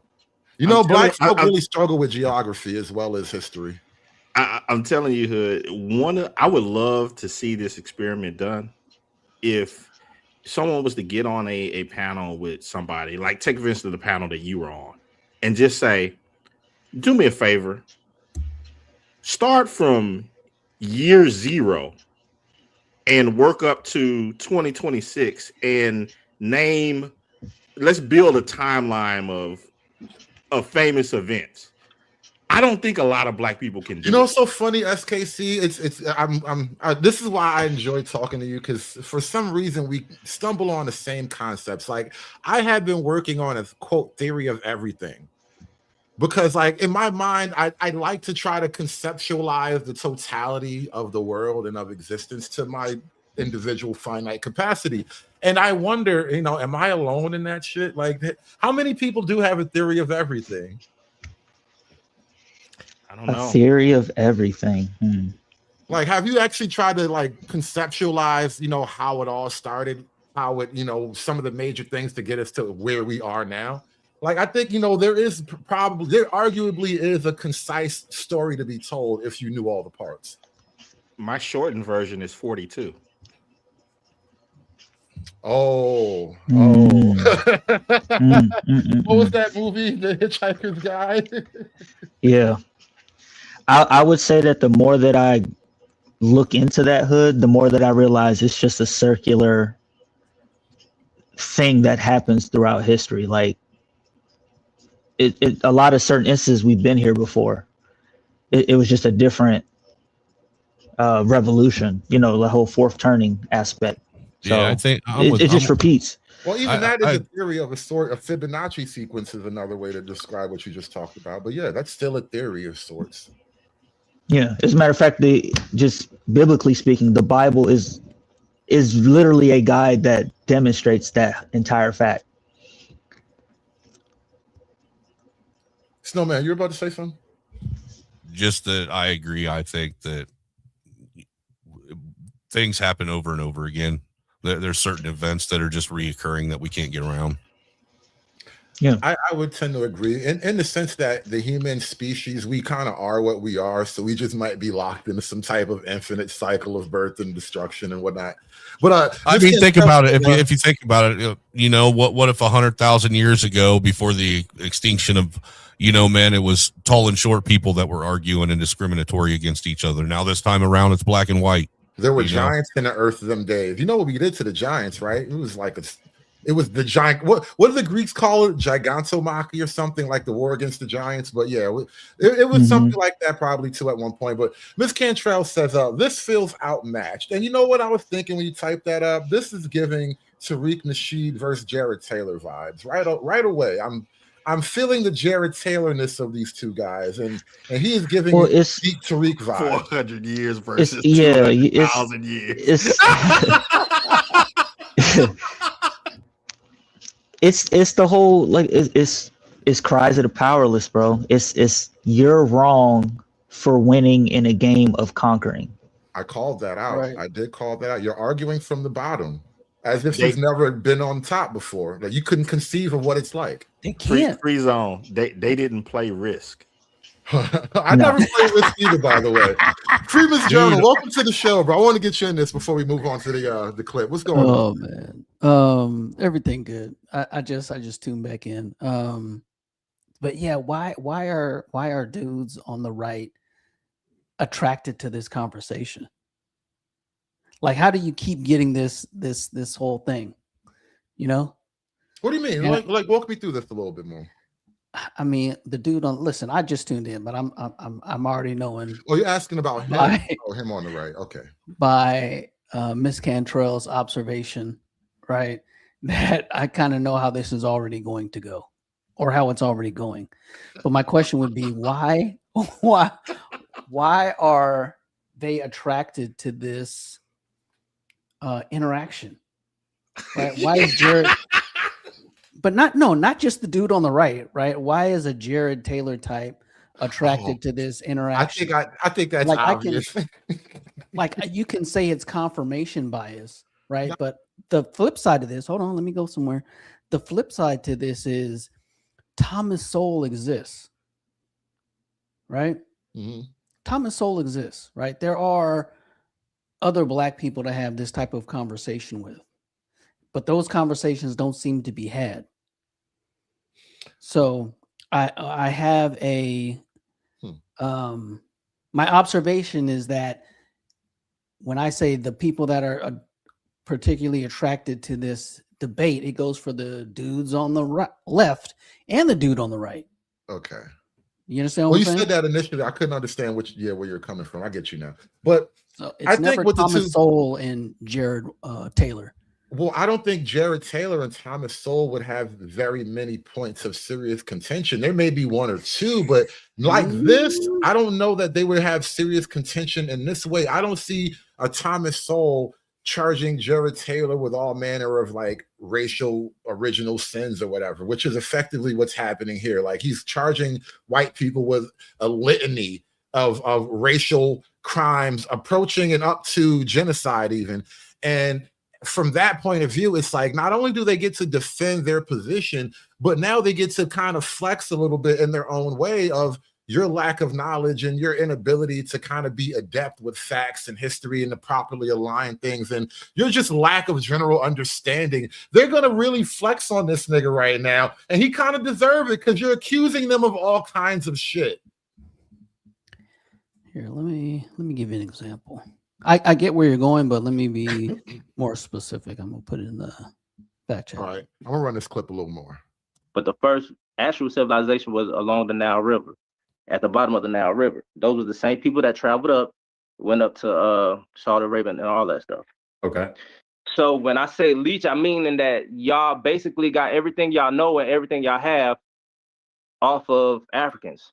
Okay, so like everything basically, comes my understanding. Us. Fair enough. My understanding is that everything that white people are using in the world today is a product of, in a nefarious way, going after what black people had originally. And so black people have all the tools and the knowledge and the natural resources, and they could perform just as well without the intervention of white people or European people. So a question I would have for you then, using that logic, is that what do you think the quality of life would be for black people if white people never interfered with them? Would they be better off? Hell yeah. Do you know what we was building pyramids, something that y'all can't figure out to this day how we built. If But, y'all but would black left people didn't build the pyramids, though. Those were Yes, Coptic they people. did. Those were Do you Coptic know, people. You said they were who? Coptic. Those They're were- North African. They're Semitic Arabs. Those were Coptic people. They're Caucasoid. So listen to what I'm saying. Go ahead. So before the Arab invasion of between The white 600 man just BC, stole his everybody pyramid. You hear how smoothly he just stole his pyramid? Those Bruh. were Caucasoids. Bro, when I went to listen, when I was a kid, I'm maybe like 12, 13 years old, I was in a beauty shop and I saw this like painting of Jesus as like a regular West African looking guy with dreads. I was like, you realize this depiction is just as inaccurate. Yes. The Jamaican Jesus. But It's it just makes as me feel inaccurate. good. Rasta God. And it's Right. like, How did you I don't feel know when you how. looked at it though? I was like, what's wrong with these Negroes? Right? And listen, I love my grandma. I love my grandma. She said Denzel Washington should have got an Oscar for Ricochet. I was like, come on, man. Like, I'm a child and I realize that is a ridiculous statement. I just don't get it. Those were Do you know- Coptic you know- people. I get what he's saying. They're North I think this African. guy's. I think the correction is off too. He's talking about the Coptic people. They weren't Semitic Arabs. Like they were pre-Islamic Egyptians. I don't know where he got that from, but interesting to see where this goes. I'm already Yeah. seeing some issues on both sides, but that's besides the point. I mean, Semitic is a people group unto itself, but I'm curious why he described it as that. I've never heard it described like that either. But They're Semitic Arabs. Those were Coptic people. They're Caucasoid. So listen to what I'm saying. Go ahead. So before the Arab invasion of between 600 BC, everybody in Africa was black. So yeah, you could talk about the Arabs or the white people who took over Egypt after 600 BC, but before that, everybody was black. They was building pyramids. They had all type of religion. They had all that stuff. All that stuff started way before y'all came, way before the Arabs came. There Even is- North Africa was black. There's Dark skin zero anthropological or archaeological evidence that points to look up sub-Saharan Dexter Africans. Look up who? African is African. Black is black. Look up Dexter Caffey. No, Right now. African isn't African. There's It just is. Are you crazy? So what is Okay. Africa? Two different countries? Well, let me ask you this: no, it's a continent. First of all, is Nigeria the same as Somalia? no. It's two different things. South Africa is different from North Africa. Okay, Before y'all invaded, it was all one. But he black just said people. Africa's One second, really, Africa. I just want to make Not sure. saying it was one. I just want to make sure we're on the same page. So, is Nigeria or Nigerian people distinct from Ethiopian people? Are they different, or are they exactly the same? Back then it wasn't. Now they are, because now the Ethiopian people have Arab blood in them, European blood in them. That's why they lighter, have straight hair, all that. But back before, like I'm trying to tell y'all, back before the invasion of the Arabs and the Europeans, Mhm. Arabs invaded first in 600 BC. Before 600 BC, so that means 598 BC, all the way back to the beginning of the time. Everybody in Africa was black, dark skinned black. Some was Pause brown. right Like, you there. know, we have different. So what he's trying to help everybody to recognize is before the white man and the Arabs got there, all the way from Egypt all the way to South Africa, there was all one continuous black.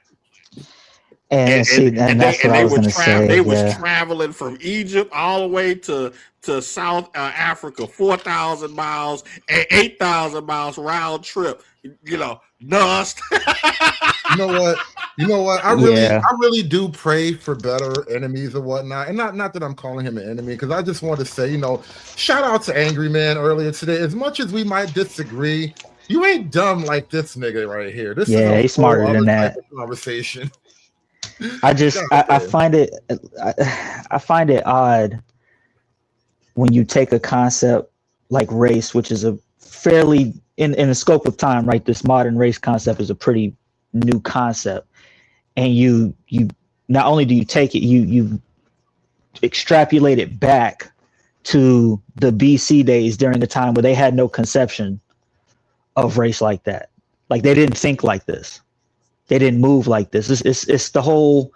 It's kind of like the whole tribal argument when people say that, you know, people are tribal by nature. Tribal based race based tribalism is a fairly new thing. Right. It wasn't back it then wasn't they were, always a thing like that. It was a cultural thing. It was your group, your people. well, actually, back Race then wasn't that part. Back then it more so was about your God versus their God. Mm-hmm. That's what it was about. If my army wins, then my God is the real God. Yeah, type pretty shit. much. I think another thing that kills me about these conversations is they'll take something that is maybe factually true but historically insignificant and then be like, we was all doing this shit. You know, sort of like the Black Samurai, right? They have this one black dude who, by all chances, like all random luck, he winds up in Japan and he finds himself in the good graces of like the local daimyo, whatever he was back then, the big dog at the time. And now is black people we was samurais too. It was like, no, one nigga who happened to be low-key a slave washed up in Japan and he just happened to have motion. But because one nigga happened to have motion, all you niggas think you was samurais now. Like shit like that just irks the hell out of me. Well, I think I think a lot of it comes from people having a severe surface knowledge on just a few topics and never having the interest of being able to delve deeper into those, because once you delve deeper into one particular subject, you'll see how they're interconnected with other things and how difficult it is to get from one thing to the next. We've talked about it before with how technology and progress was a slow effort that happened over time, and that, you know, you just didn't, oh, we want to, you know, sail to this other country and so forth. No, you had to have a culture of that built up to that. There will be artifacts of various other things about, you know, building ships and fishing and metallurgy, the whole nine, before you would go into deep, you know, blue sea ocean. And so I think, again, it's just people, they take things for granted with a bunch of surface knowledge. Well, they don't. Okay, so I agree with what you said. I think the context is the surface and deep knowledge isn't a concept that's understood, right? You can't explain it as like surface knowledge. It's like I put in the chat, it's like math, right? It's like fractions. If you don't understand fractions, there's a lot of other stuff that you are simply cannot grasp mathematically. Agreed. Right? But you can still add 2 plus 2. Right? But you'll never understand why 50 divided by a half equals 100. Right. You'll never understand. Right? That is a concept that is beyond you. So when you say it's like, oh, it's surface level knowledge, it's like layered knowledge is not something some people have the capacity to understand. This reminds me of that conversation we had, FKC, about African time and African philosophy and whatnot, and how certain linguistic terms were just missing from entire lexicons. Therefore, the mental, the abstract concept of it wasn't in the lexicon either. So if you don't have a word for it, it means your people have never even thought of it. And just that restriction kind of, you couldn't even imagine what limits you have now because you haven't even imagined it. Like you can't imagine what you literally haven't. It's that type of problem. Yeah, it's one of those. Not only have you not thought of the concept, you've not even asked the questions that lead up to that concept. Right. Well, how can you ask the questions if you don't even have the vocabulary to get you there? Then that goes to the whole thing about, you know, written language. I mean, that's how you propel a lot of technology, because you don't have to. God, dog, it goes right back to the whole angry man conversation with the I was just reinventing about the to wheel. do that. It makes it hard to fully agree with a person because like I've been in a situation where I agreed with everything that a person said up until they got to the conclusion that they come up with based on what they said, and it's like, yo, that's what you got from everything that you just said, because Right. your mind is it's unable to come up with a different type of conclusion. Maybe I don't know if it's because of the time that you're in, your level of understanding, but I'd say free zone. Those people already have the conclusion, right? Mhm. And they heard the things that they said, right, are supposed to lead to that conclusion, but they didn't really start there, right? Someone gave them a conclusion, and they just say a lot of things, and you go, "See, conclusion." See free zone. Back in the day, we had white wall tires. Now we have black wall tires. So that shows you that black people taking over technology. You know, or my favorite one is when you say something and they disagree with you and then say something that they don't even realize that they agree with you on because they don't understand the implications behind what they're saying. Right. Those are my favorite ones because you just slow walk them. That's exactly what kept happening. That's why you said they kept agreeing with me after telling me how wrong and horrible I was. Like I said something about like women have to just suffer their own. If women are free and men don't have any control over them, fine. If you're not owned, you're free. Freedom means you have to suffer when you make bad choices, right? And he goes, oh, wow. And then later on, like 10, 20 minutes later, he was like, hey, it's tough. You just got to do what you got to do, huh? And I'm like, oh, so they have to suffer, right? It's like, I say things and then people get like emotionally triggered by it, but like it's the base original principle will never change. And it's like, I think because like, if you're starting, how was I going to try to introduce this concept? Like you have to start from an origin point. Like you have to kind of break things down to their basics, moving concepts, like their individual parts, right? Base principle, I guess, is the way to think about it, right? You start at base principle and then you move forward with logic from one step to another. And I don't think people like practice logic in that way. I don't have a good way to describe this black attempt at logic I keep coming up against, but I don't think, you know what, I think I took a logic class, so maybe I did get a little bit of rigid training and just, if A, then B, right? And that's the basic logic theorem, right? If this, then that. And I think when I start using that application in these conversations, I wind up taking people to a direction that they're just uncomfortable with. But I'm only using a logic theorem. If this, then that. How do you account for that if you have this? And then we get into a fight.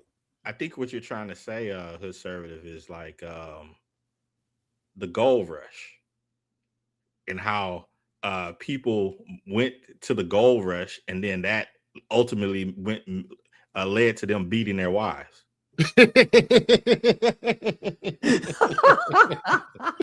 Well, you know how us wet gold though. You know us whiteys, we don't like it when women take our gold from us. Oh my god! And that's what I mean. And it goes back to the whole thing about percentages are not real numbers because it's okay. Because I mean, okay, in the whole gold rush thing, I'm thinking in my head because I'm like huge Jack Londonite in that entire era. About 300,000 people went out west for the gold rush. That was like a tiny fraction of the entire population of the United States at that time. Right. And yet you're trying to use this the vast very majority tiny of them percentage of the population and trying to make a point on all of the patriarchy, just like slavery. Right. Actually, most of the wagon trains that went out west for the gold rush on the Oregon Trail didn't even make it. Yeah. That's another thing. That's why I said most of those men, you're accusing those men of just straight abandoning their wives at the same time. And I'm like, you realize dudes literally went off and died trying to feed their families, and we have just give no thought to that. Like, just F those guys. Never happened, huh? But not to mention a lot of those people actually took their families with them. Yeah, that's what the wagon train was about. Yeah. But men bad, right? Gold rush and shit. They kind of had no non sequiturs. A lot of them had no choice but to take their families. I mean, it was pack up, Right. And a lot of them went out west too, just simply because the government was actually funding some of them just to go out there and explore, be pioneers, build something. Oh, what was that movie with Tom Far and Away with Nicole Kidman and Tom Cruise where they had that little land, that stake, when they literally had stakes in the ground and you would run out in this field basically having horseback combat trying to get to a stake, and now you claim your stake and this is your piece of land. That was a part of like the expansion out west or whatever, but like what they don't tell you is welfare didn't exist for another 150 years. Right. You know, that's interesting that you bring up this whole thing about the gold rush and all of that.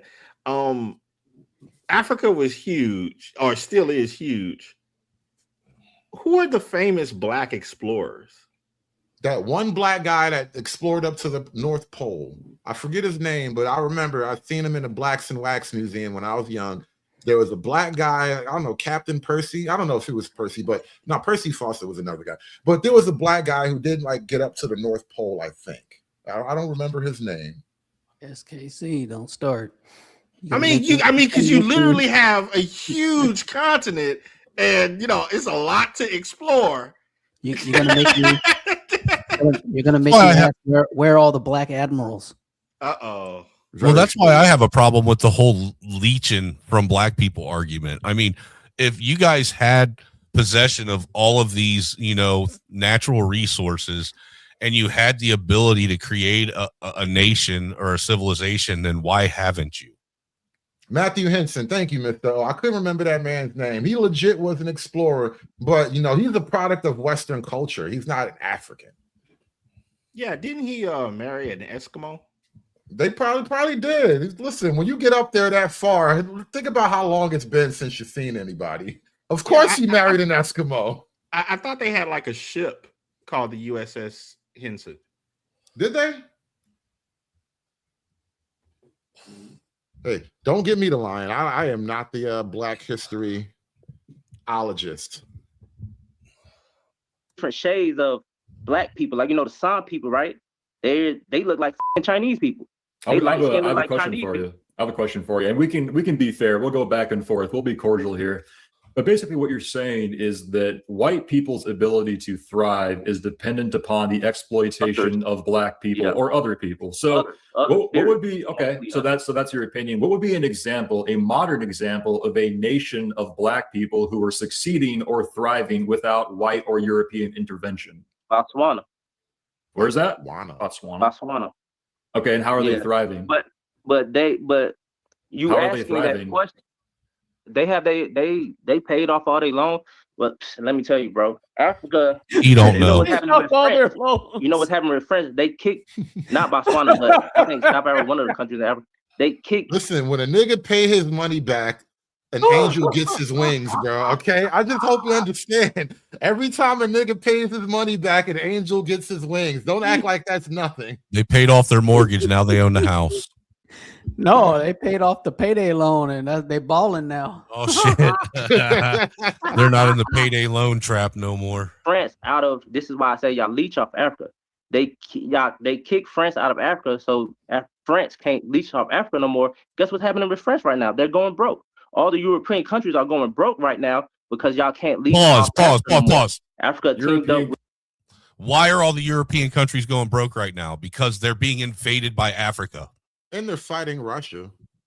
And they're being invaded by Africans and Muslims. Right. So between welfare, immigration, and defense spending, and God knows what else, I mean, I don't think Africa is the reason why they're broke in that sense. Like, it's not like they lost their African connect.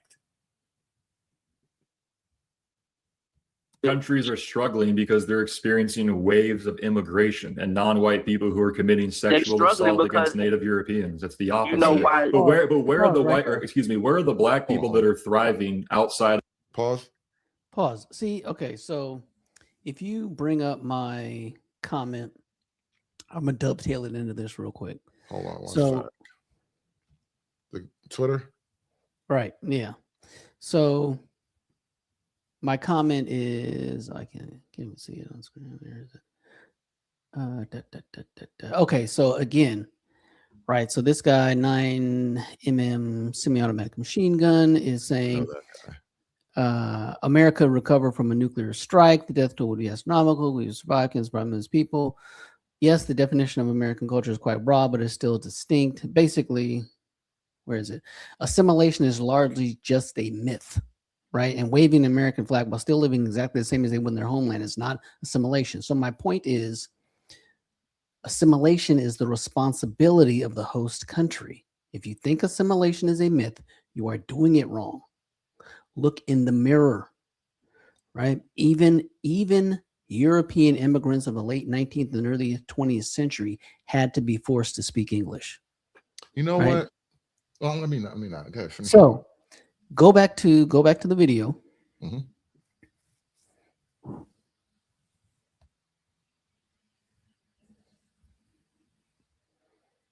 And no one.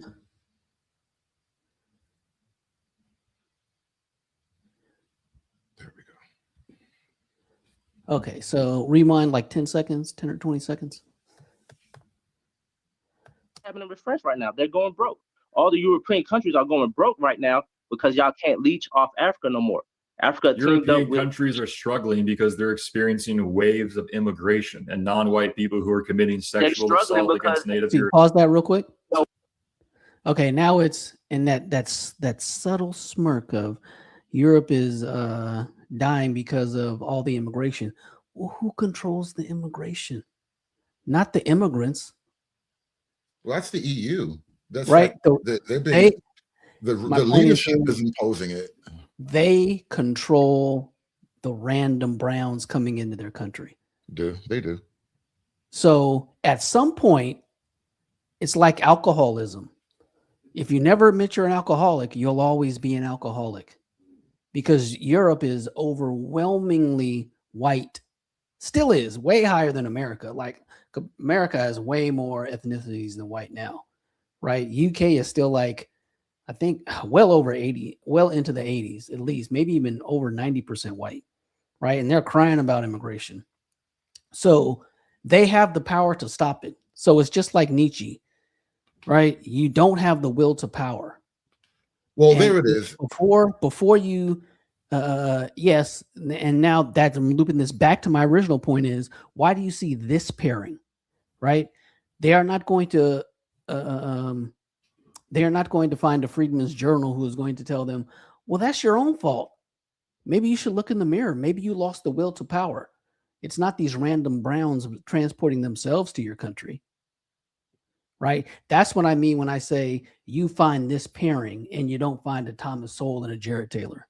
Well, I think I would agree with your overall like summation about the will to power. Ultimately, that's what it's going to take, just a Nietzschean will to do whatever needs to be done. And I think the point I wanted to make when I was looking at your comment from Twitter and you were talking about assimilation, it occurred to me that I guess from a Black perspective, you could look at the civil rights era as the beginning of Black America rejecting American Western culture assimilation. We began to be openly hostile and rebellious to it as opposed to assimilating into it. Like the assimilation into it is what led to like, Matthew Henson and whatever guys who actually were, a part of the empire and did things worth writing down. But then comes the civil rights movement and we're no longer assimilating and we're now rejecting and we're now operating from a sense of the other and constantly worrying about slavery and all this stuff. But assimilation, and to your point then, the same powers that be pushed it along further. They wanted the Black population agitated constantly. Correct. Why? Correct. Yeah, you're right. Civil rights movement was a Marxist psyop. Period. Full stop. Where are the Black people that are thriving outside of European influence? Botswana did it. You do your research, look up Botswana. Compared to what? Botswana Compared to China, compared to America? This is not a superpower in the world and the geopolitical stage. This is what I'm telling you. You cannot compare Africa to the world because nobody has been leached off like Africa has. Everybody has attacked each other throughout history. Let me finish what I'm saying real quick. It's easy to say, they're not doing nothing now. I guess not. You've been robbing them for 400 years. How could you expect somebody to be up just like you when you're the one been leeching off them, robbing them for 400 years? That's like me robbing you every day when you come off your job and then coming back a week later saying, why are you still on the bottom? Why are you still struggling? Well, you took all my money. You took everything I have. You robbed me. You killed me. You raped me. You did all these things to me, and then you turn around and ask, why are we in the position that we in? Because the reason why is because you put us in that position. If, like I said, if you would have left us alone, we would have been ahead of time. Me personally, I think we would have been communicating with other life forms now. Well, oh my God, Wakanda theory. We are always in the shadow of Wakanda, by the way.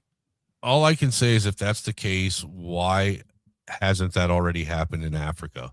There are plenty of tribes and places in Africa that have not even been touched by white men. Why are they not these great, big, huge superpowers yet? Notice the Africans today, by and large, would rather filter into Europe and collect some type of welfare than to like build Africa. Like if you have all these African skills, why don't you build Africa? They didn't even have a word for space. Well, the reason why they don't do it is because all of us white people, we stole it from them, so they're just taking back what was already stolen. That's their argument. The same word for space is the same word for white people, Mzungu. Just white people. How you gonna talk about space travel and interacting with aliens and stuff? You didn't have a word for maintenance. Yeah. Well, if I personally, if I were you, I would. Yeah, if I were you, I would probably feel grateful that I was born in America versus Africa, because your life is likely a lot better than it would be if you were born in Ghana or wherever it is. South Africa, right? Well, here's the question, because you're saying the reason why sub-Saharan Africa. How did America get to where it was? Well, hold on. Who created America economy? Well, are we going to go back and forth? You gotta let me ask you a question. I just want to make sure we're on the same page here.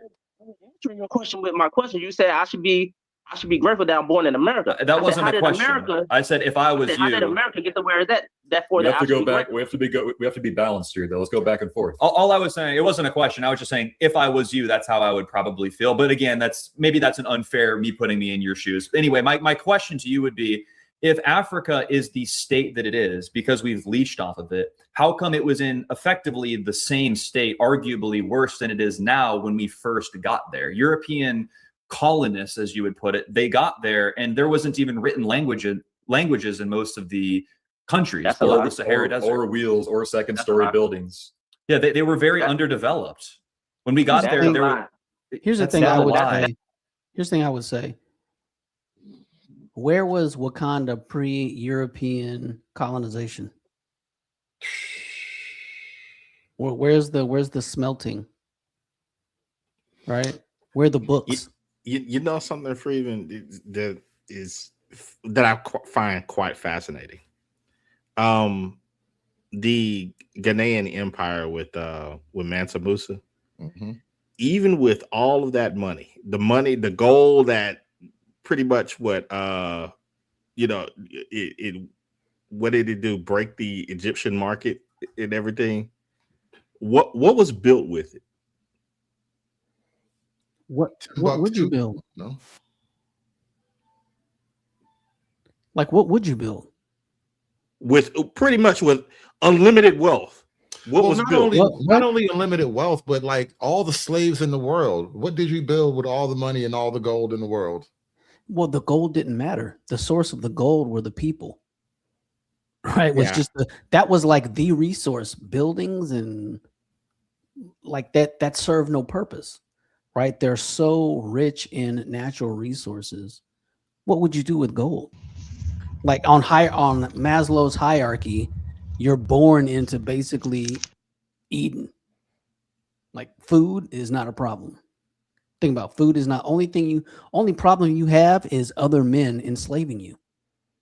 And once you solve that problem, what other problem is left to solve? I mean, because like Mansa Musa, I think that was like late 15th century or late 14th century. By the time the Portuguese got there in the early 15th century, there wasn't just massive things that were built with all of this wealth that came out of Mansa Musa. And that kind of makes me wonder, was the imagination there as to what to do with all of those resources? No. That's what I'm saying. The resources were already there, right? The way you get the gold and all this other stuff is the people that you steal and sell. Which Well, then when you say seemingly resources, unlimited. what exactly are we referring to beyond slaves? We're talking about water, vegetation, food, right? And you didn't need a lot of shelter, right? You just needed like literally a hut was it. You just don't want to be in the wind at night. See, the thought that I'm kind of aiming at assertive is this: the dude took a pilgrimage from Ghana all the way to Mecca, passing through Egypt and so forth. And this is again, you know what, late 14th century. If you had all of this money, why didn't you bring back people who could build stuff with all of that money? They didn't even hire one Mexican. God damn. Okay. I mean, you literally could have bought slaves from the places that you went and saw all of this architecture and then brought them back to build that stuff where you were at. But what would be your motivation? Yeah, what would you want? I mean, well, I would think that people my greatness. I would think that people that had that amount of wealth would want to build great things in their name. Right. I need a statue, a 40-foot statue of me. Yeah, an SKC fractions. If fractions don't matter, statues don't matter. Is that the axiom? No, it's once you hit a limit in your thinking, that's it. I mean, you saw the pyramids, you saw the cities surrounding Mecca, you saw ships and all sorts of mercantile trades and interactions with old Rome and so forth.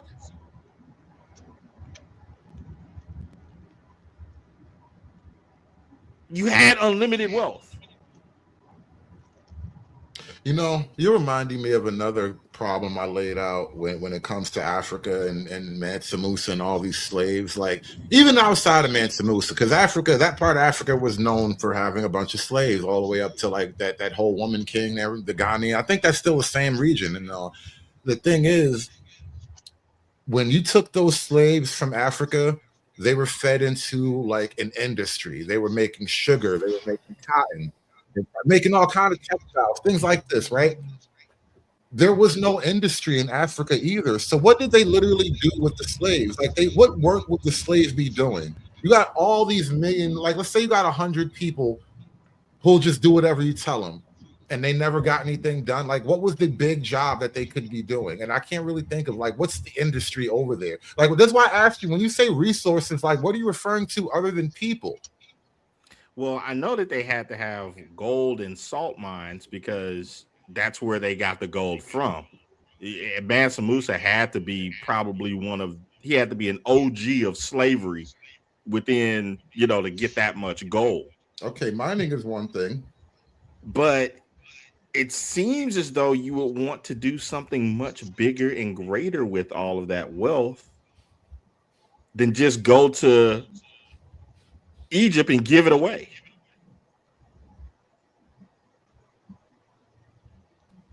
Yeah, I think it goes back to fractions.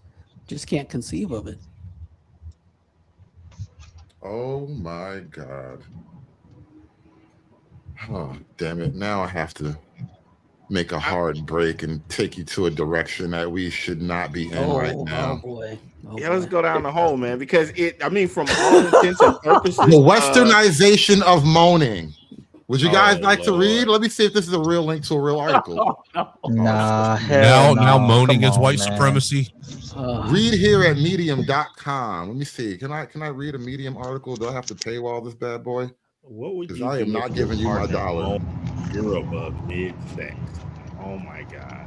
Eat, sleep. Moaned in Yoruba. Oh, I'm punching that bitch in the throat. Ain't no way in hell you moaning in Yoruba.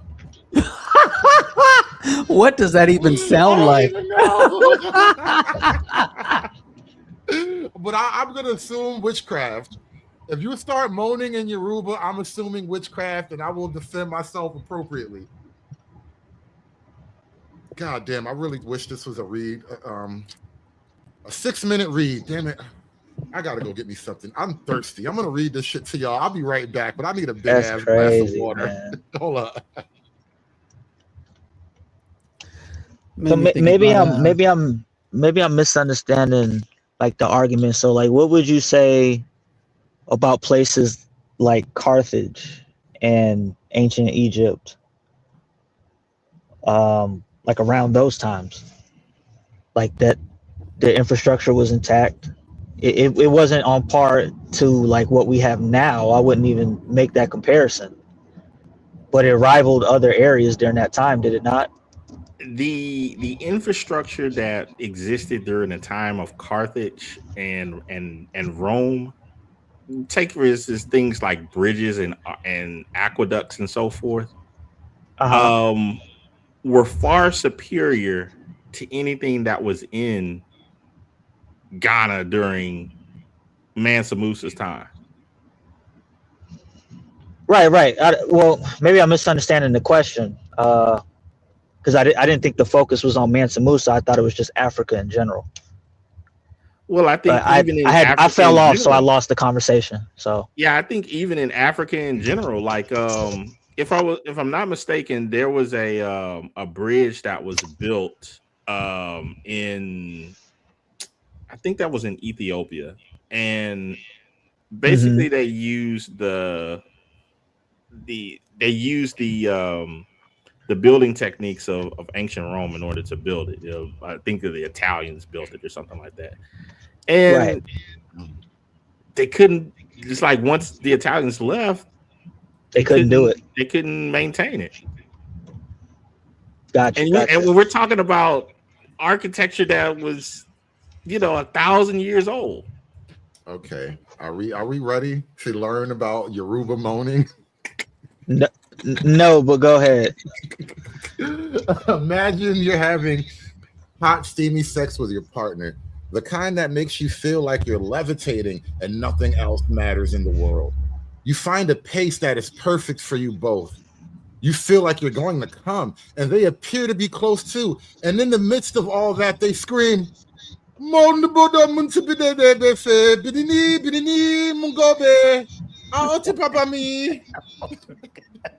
What the fuck? You get out of here. I'm dead. I'm not reading it anymore. What in the fuck? I wish I didn't know how to read now. Yo, you gotta get off. You gotta get off Twitter, Hood. You gotta get off Twitter, man. You need a Twitter break, bro. I wish I didn't know how to read. You need a Twitter break.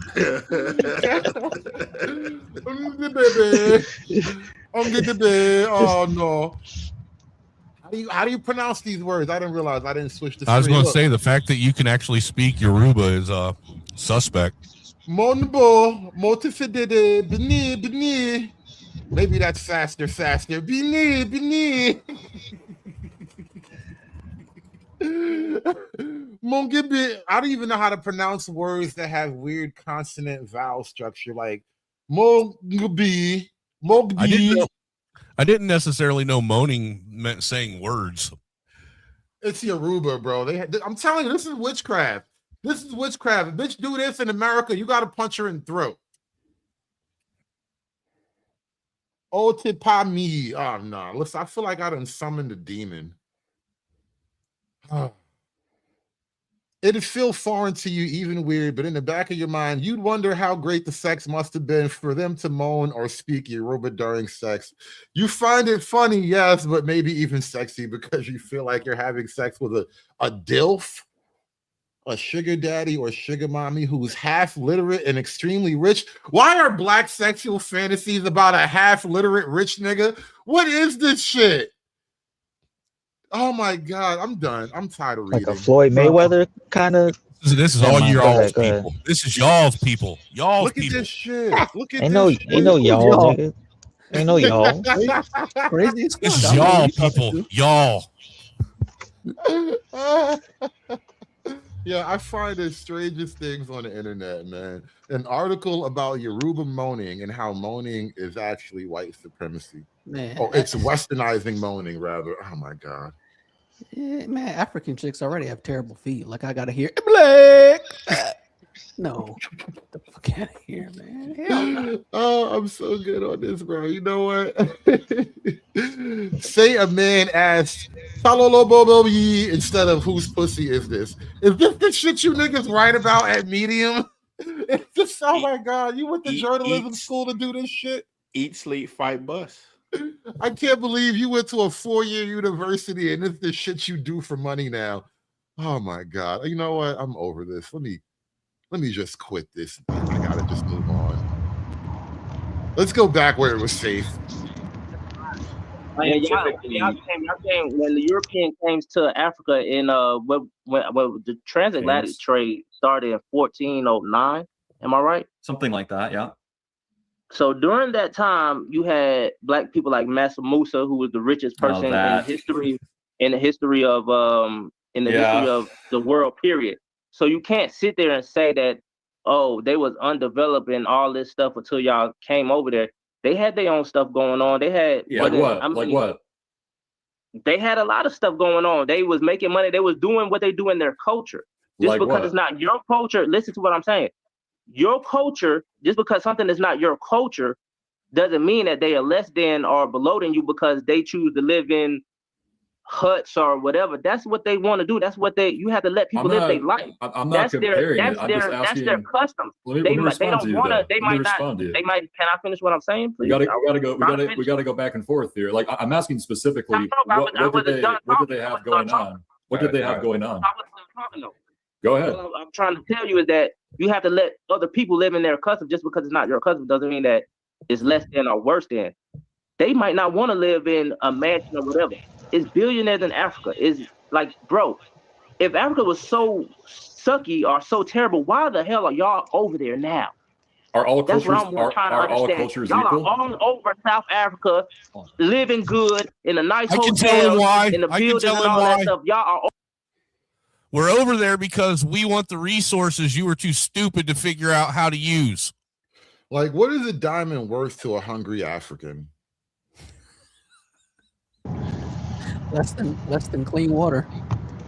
Right. Like, if your village is struggling, you don't have crops, you don't have irrigation, like what are you going to do with a diamond? You know, the great irony, and this is like actually just a big joke. The world is just awful sometimes. But the great irony of the movie Blood Diamond, you know, that big pink diamond that they fought the whole movie to capture? At the very end of the movie, you know what they did? They put that shit in a vault and locked it away forever. All this for a diamond that nobody's ever going to see. And so maybe 100 years from now, De Beers will pull out the pink diamond one day. But like, what would you do with that diamond anyway? You did all this for a diamond that nobody's ever going to see anyway. There was like a huge joke in that to me. The diamond in the rough. Over there, if we suck so much, get the hell out the land. Well, let me ask you this. Off others, go back to your land and do what you say you're smart enough to do. You're talking a lot. We gotta go back and forth. So I'm sensing that you're upset about it. And if I thought I'm not really upset. It's just how I talk. Well, if I thought that my people were being oppressed historically and systemically, I would probably be upset too. Let me ask you this.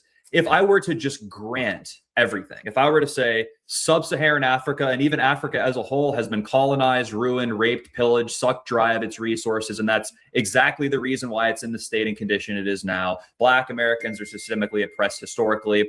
Now that we live in modern society, you're a Black person in America, I'm guessing. You're speaking American English. Yep. So I guess at this point, historical injustice can't be undone. What is preventing Black people in Africa and in America even now from... It's not. You know how good Africa doing right now? You know how many Africa the fastest... Every time I say something, y'all try to cut me off.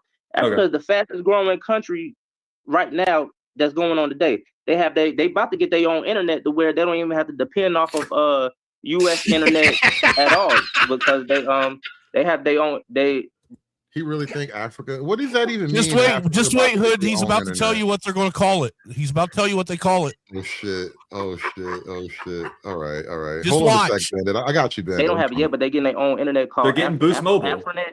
They're getting Huh? Metro. They're getting Metro We're getting PCS. I Boost heard. Mobile. No, it's Afronet. It's their own internet where they don't have to Afronet. rely on. We're getting No Afronet. US, they used to Afronet. have to rely. You can Google that shit. It's real too. No, Afronet. it doesn't. It doesn't work on Google. It has its own. It's its own Google. Right, like you can't Google Baidu. What's the name of the Chinese Google app? Like you can't Google their shit. That's like a closed firewall network. No, you can't get on Afronet, but you can Google search it, and it's actually a See real what- thing. okay, you can see articles about it and all that. On Google and get their internet from the US. But it was taking them so long to come all the way over there to fix it. So now they said, fuck that, whatever, we do our own shit. I want They got Africa their to own flourish. internet. They got tech You didn't know. companies. Like it's booming know over there right that? now. That's why and China is investing in it so much. Because it's so they see booming over, the- it's like what China was 30 years They ago. got servers That's what that run Africa on is now. vibranium. It's growing. What tech it's companies gonna do be they the have in new Africa? Power country. So Okay. it's already happening. Let me ask What's you. your- Let me answer your ask you this. Let me ask you this, because one of the things we were discussing earlier was a matter of comparing cultures, and you said it's not better. One or the other isn't better. It's just different. Do you believe that all cultures are equal? It's different. Like they think their culture is better than yours. You think your culture better than Pause. theirs. It's Pause. just an opinion. If you Right. somebody's happy, want to live in a hut. Because this is a simple question. Do you think all cultures are equal? No. How about the rest of you? Do you guys think all cultures are equal? It's impossible. Nah, they're absolutely different. And there's a lot of advantages that that various cultures have over other ones. They're not the same. No, they're not the same. That's why I don't understand why it's so hard for him to answer the question, because it's really a simple question. It's one of those logic traps, bro. Hut and live in a mud house or whatever, they might be the happiest person in the world. They choose to live there. I'm pretty sure if they don't get tired of that and choose not to want to live there, they'll go to. It's plenty cities in Africa that got major mansions, homes, hotels. You know, we have a perfect example of why he's just impossibly wrong about that. And we still have Stone Age people in the world to this day. On uncontacted, well, they've been contacted, but we leave them alone. Like the Andaman Islands, the Sentinel Islands, we have entire regions of like Stone Age uncontacted people, and you can't argue that if they decided to be modern tomorrow, that they would just figure out electricity, indoor plumbing, and fractional debt lending or whatever, fractional banking, whatever that shit was. They're not just going to figure these things out. Even if we gave it to them overnight, they'd never be able to maintain it. Oh, Smarty Pants with the $2. He says, Afronet dial-up finna go click, click, click. I think it's got that click, clack. God, no. You got the clack, clack internet. Before death is eternity, after death is eternity. There is no death, there's only eternity. And I be riding the wings of eternity like, yeah, yeah, yeah. Clack, clack. I swear to God, you just read my mind, because I was about to say it as you played that. You got the clack, clack internet. Oh my God. Bandit, what's going on, bro? Welcome to the show, man. Hey, how's it going? Chilling. Oh man, I've been listening to you at work, and I'm just trying not to laugh and have people look at me laughing so hard at this. This is hilarious. This whole thing. You should know by now, this is not safe for work material. Well, I have headphones on. Like, this isn't going, like, of course this is not work material, but still, it gets me through my day. Like, it's beautiful over there. Now, I'm not saying the whole Africa, but So they're not places equal, over you're there- saying? Huh? You're saying so they're not equal because they're different. I didn't say they're not equal. I'm saying they You said think they're they're better, different. so they might be better. They might be better. But you said they they're might different. be better in their eyes. Hold up, you Googled Afronet and it has Idris Elba on the cover? Oh my God. That's hilarious. Why does it feel like a Jesus. Nigerian scam? I'm getting scam vibes. Oh my Sure, they might be better, but you're saying they're different, which means they Yeah, aren't they're the different. same. Everybody's different. Equal means the same. No, they're not the same. No, equal mean. I mean, equal means like the same. Right. Equal means like the same. You same. could put it as the same, but equal means like this equals that. Like one equals like I'm trying to explain it. This But motherfucker yeah, doesn't I even guess you understand could what relate equal that as means. equal. Words be But hard. I'm Equal means 1 + 2. Not that we're the same. I wonder how often people are inputting some type of moral algorithm into questions like, are these two cultures equal? But just Because remember, It's always moralizing. It's always moralizing, bro. remember, equals is an equation. It's math related. So if we're going to bring this all around again, I mean, is equals the same thing as a fraction? well, I mean, well, now we're dealing with like abstracts again, and I noticed there's like almost some type of an aversion to or a refusal to really grasp abstract concepts or whatever. But like two cultures being equal is an inherently abstract concept because like what are you measuring them on? And then you have to go from there and say, well, this culture has that and the other culture has that. And I think where people get uncomfortable is the realization that Western culture has so much. It's more like to establish like a benchmark. Like if we're equals here, okay, now we can talk about where we differ, because like you said, cultures are not equal. There's no one culture that's the exact same as another culture. You have a lot of similarities, but you need to establish like a benchmark or like the start of a conversation. We're equal here, but okay, since we're equal here, this is where we differ. It's kind of like a bargaining, it's a debate tactic to establish like familiarity with someone. You're kind of like building a rapport by saying stuff like that.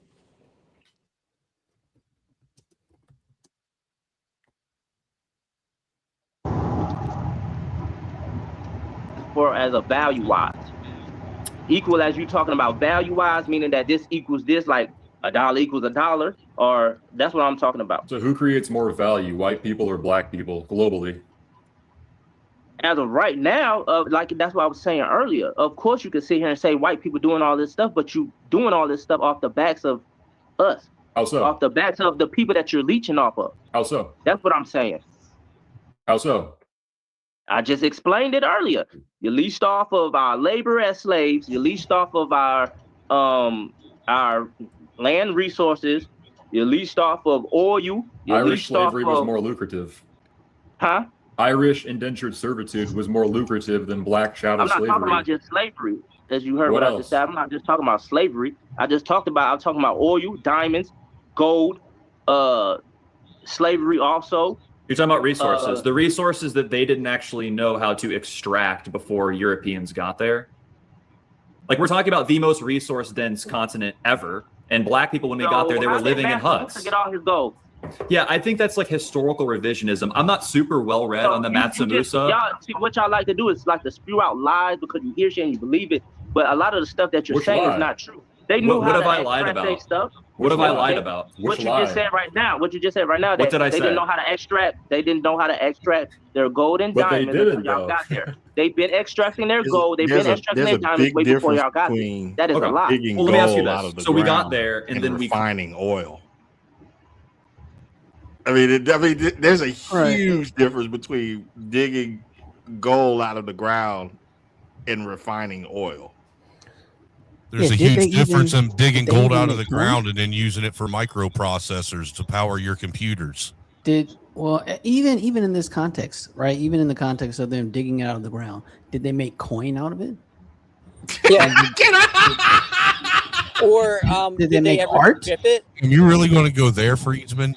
I mean, did they make art? Did they make coins? Did they make silverware? I mean, were there cups? I mean, you know what I mean? There's the African art exhibit of all the golden dishes that were made. You know what I mean? It was That's a great question. Where are the African coins with Mansa Musa's face on it? Here's the crazy thing about that, Freeman, now that you bring it up. Okay, so, and I hate to use this, but it's true. Have you ever been to an art exhibit, like a museum Freeman and you get to the portion of where you get to like Africa, and a lot of even the jewelry and different things, it seems malformed. Like it's not. It seems like it was made by a kid that was playing with Play-Doh. Yes.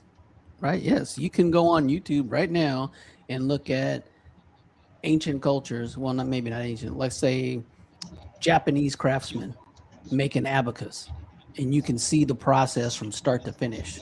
Right. Digging, turning rock into clay. Right. Grinding the rock down, turning it into clay. The whole refining process, and then you see the end product. This is an abacus that was used in, ancient China 1400 years ago. Right. You don't have those videos of where are the videos of African craftsmen? Like I don't know if you would bring it up, but if you were to just go somewhere and look on the net about ancient African gold, jewelry or something like that, or blah, blah, it's not refined. It's far from the chain that the guy has on his neck.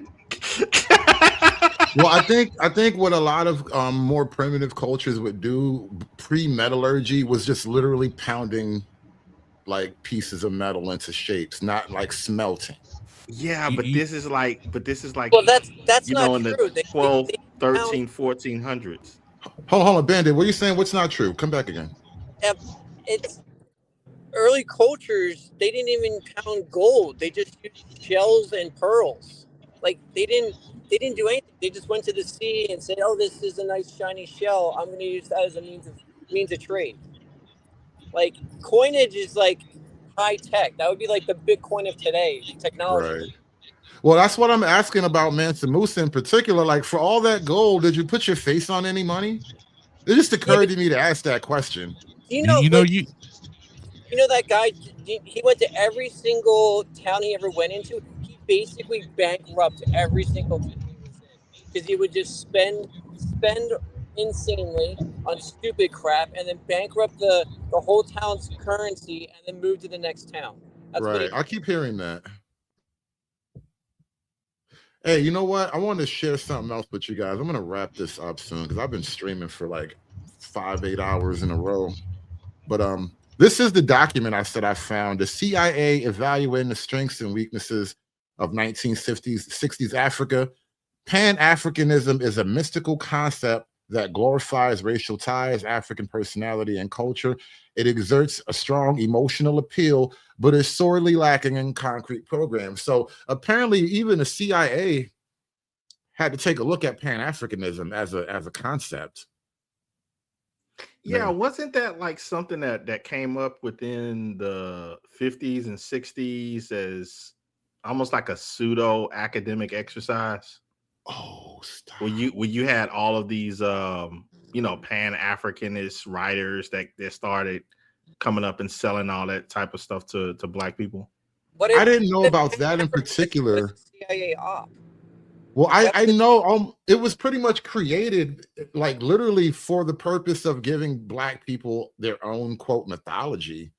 I know. What happens if this whole thing was a CIA op? It was just. I tend to think gay. I tend to think it's something like that, Bandit.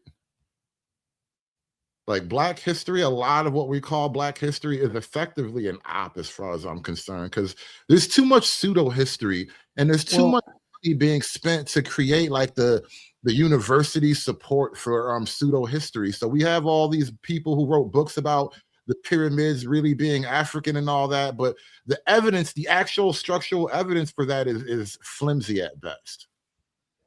Well, that's the thing, man. It used to be Black history when I was a kid. I know I'm older, but it was about what Black people can do. Right. Right. Your examples in Black history were Black people that accomplished a lot. Right. That was the whole message. Look what Black people can do.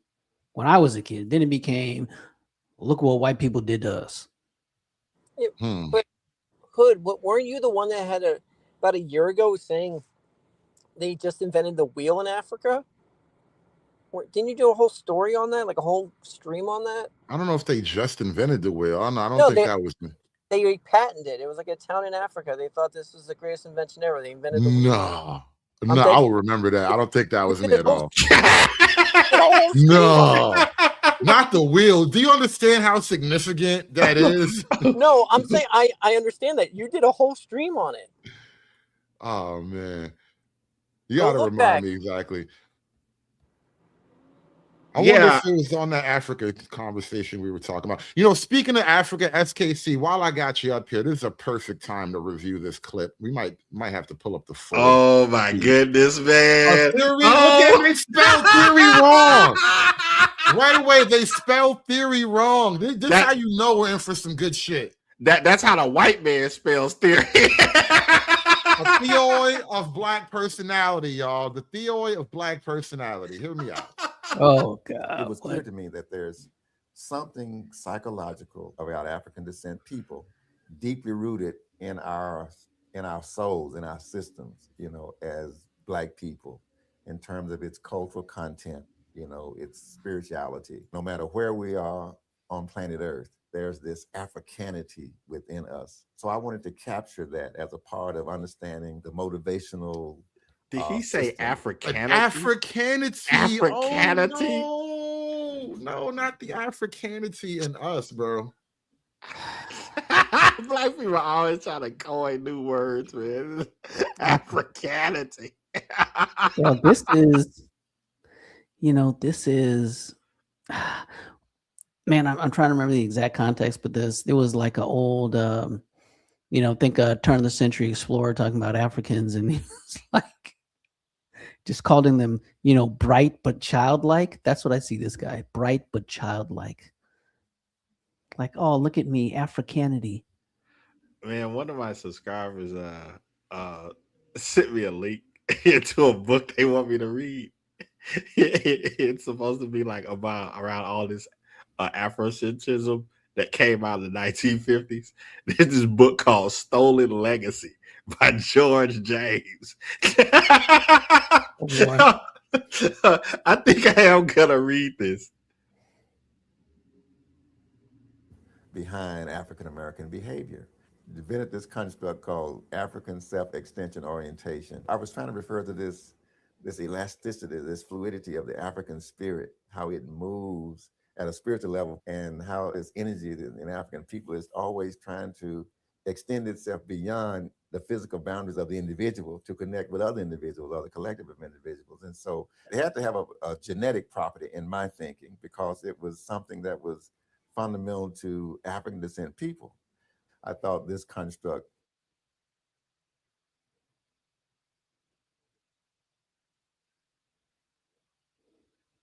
What if pro-blackness itself is just like one long psyop? Not that, loving your people and being pro your group is the psyop, but somehow, like you said, Black history went from being proud of Black achievements to being resentful of white people's crimes or whatever. And I'm starting to feel like the psyop set in at some point over time. At some point, we've been grifted. Hey, the useful idiot thing, huh? Here's another document on Pan-Africanism I found. Let me pull this up. The CIA wasn't even afraid of you niggas. It said the CIA never thought of Pan-Africanism as a threat. They actually were saying that the biggest threat to Pan-Africanism was their own leaders. They were so invested in their own personal greed that they let their countries go to hell.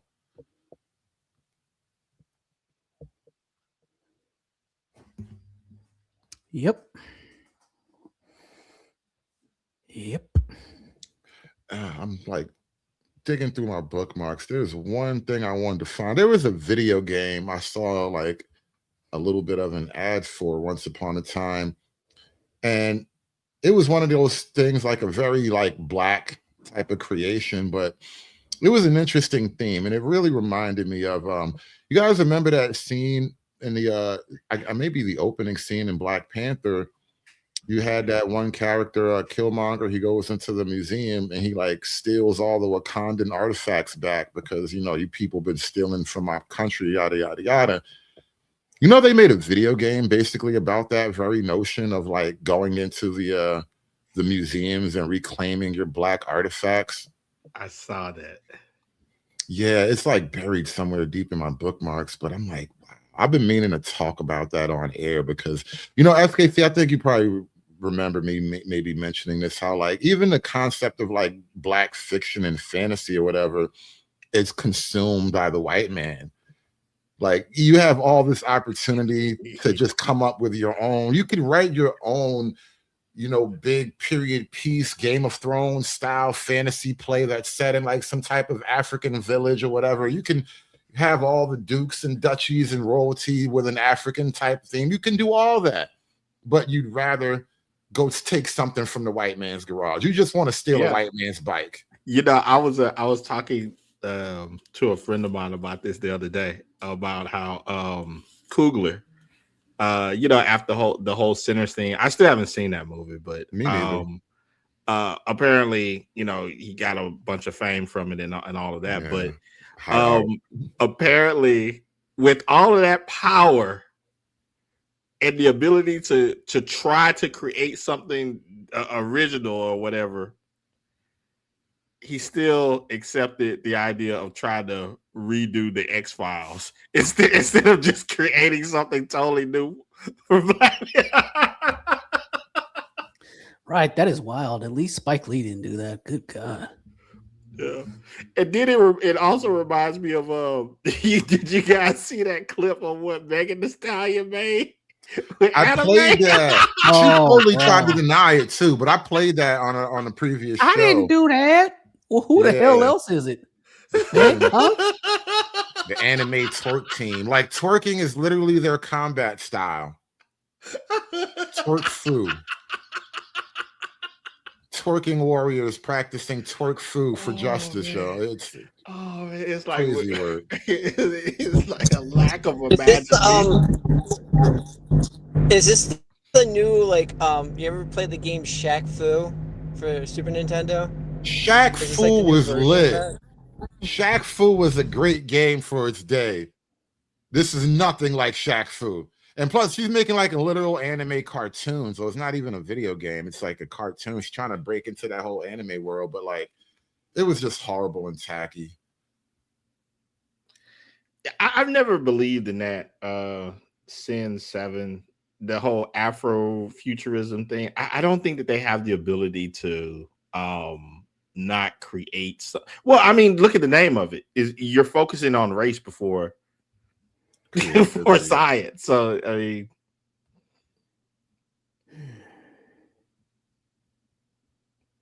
damn it, I really cannot find this clip. Oh my god, I got too many bookmarks.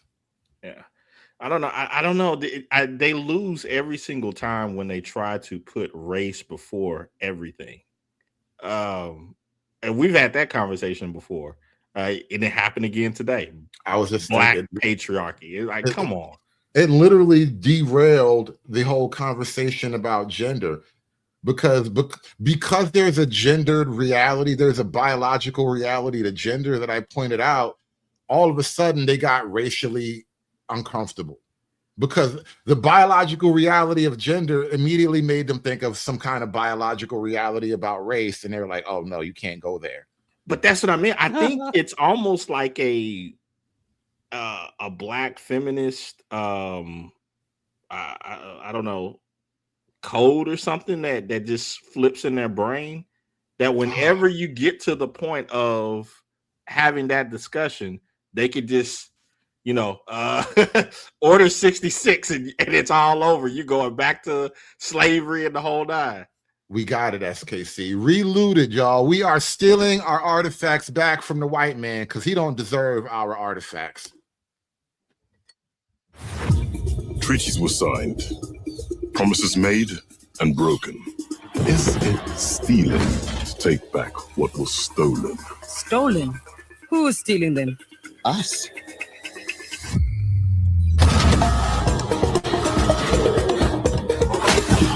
It's time to get out of there. Let me introduce a friend of mine. Not for nothing. I think it's I need a better word for irony. I feel like I keep saying irony too much, but everything is so damn ironic. You niggas make a pro-black video game, it's literally about stealing. And in addition to this, that I find odd, other nations that attacked each other in tribes and stuff, they didn't preserve the other people's stuff. So, yeah, I mean, the whole premise of this is that these quote unquote white people actually preserved your stuff in museums. So, whereas if you had been fought by other people, they would have destroyed it. The people themselves weren't preserving their own history. Correct. So, like, this blaming the white man stuff, it's just like masturbating at this point. So what you're saying is you need the white man to protect you from yourself? Is that what I'm trying to understand? You said that, not me, but you know, they were not protecting their own. They weren't saving their own history. Put it that way. Yeah. So you want me on that wall. You need me on that wall.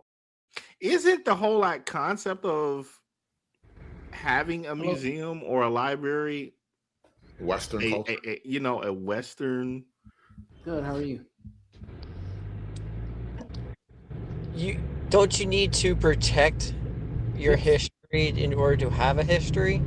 Well, you need writing for that first. Well, that's protecting it because you're writing it down. You're preserving it. That's protecting it. Right, but I think one of the problems that they came up with is that a lot of the places that they are stealing their stuff back from didn't have a writing system. They kept it warm for you, nigga. Agile, and we'll let you look into places with the tightest security.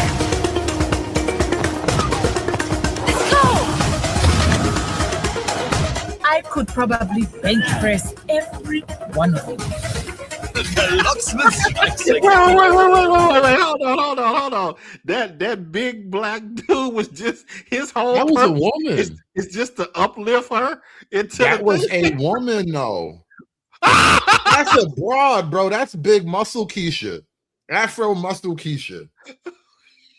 I could probably bench press every one of you. Tell you, that's a chick voice, bro. That's big, strong Keisha right there. The locksmith strikes again. Hold on.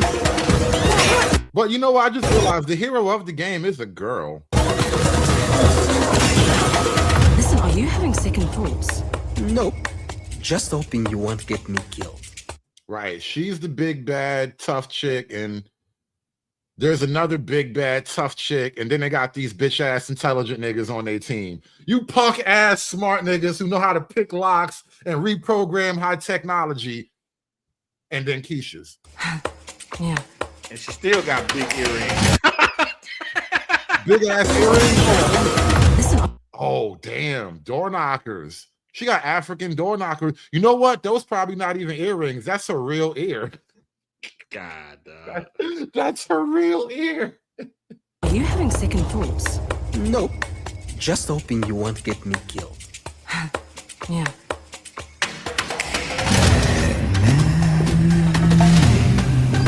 I know what you and your little crew are doing. Nobody threatens my family or my friends and gets away with it. So we are going to do whatever it takes to take back Africa's belongings, and we're going to do it together. So not only are they progressive and modern, but they're also noble and righteous. You know, we're fighting for a cause. We're bringing justice to our people, and this is a part of that black propaganda world where you don't even realize it until you kind of pulled yourself out of it. But so much of black culture at this point, anyway, it really is just grievance and resentment based. There's no like aspiration to it. You niggas aspire to steal shit, and then what are you gonna do with it? It's part of their identity to be oppressed. God damn, why did I just start thinking about Iron Keisha? Jesus Christ. Riri, what was her name? Riri that put on the iron, she made her own Iron Man suit. The whole show was about this bitch stealing. That was the whole show. They gave Keisha the powers of the white man, and what did she do? stole shit, and then made a deal with the devil. Yeah, I'm glad that whole thing got scrapped. Anyway, I'm sorry, Freeman's Journal. I stepped all over you from it. I was just Oh that shit no, just- it's part of it's not like a grievance culture, right? As much, I mean, grievances are what happens, but it is basically they are oppressed in their identity, right? No matter how well they do, they're always being oppressed by the white man. So it's never really they can't really succeed. You know what I mean? They can't be. That's why when I see people like that, I say, "Oh, can black people be victorious?" And that usually stops them in their tracks because they can't. Because the answer to that question is, well, what are white people doing? Are white people going to do this? Then yes, right? But they can't actually say that, right? They have a filter that says, "Don't say that," but then they end up saying nothing. They get stuck. You notice this. Cantrell read my mind. SKC, I want to pitch this to you in closing. Oppression dysphoria. We kind of came up with this concept. Miss Cantrell pitched this concept to the group a couple days ago, and I think this is a very appropriate term. Yeah, that's interesting. I think you should add that to your in files, and I think that could be probably the first the first entry into the Black DSM, because I do think that Black people deserve their own DSM. Ooh, getting a lot of ideas here, but I've been meaning to kind of on air at least just sort of pick apart the idea of oppression dysphoria. I've been up here a little while. I'm kind of running out of steam, but this is the idea I have to come back to and kind of crack this open on air, because I think it really gets to the heart of a lot of what we're complaining about. This idea, like especially today, we're talking about gender, and somehow you felt like bringing up slavery because you had to remind you needed to remind the conversation about your oppression. I just have one request. If you're going to do the ICD 9 or 10 or 69, whatever you want to call it, can we at least do treatment codes with it too to stay consistent? Because I'd like to hear that part too.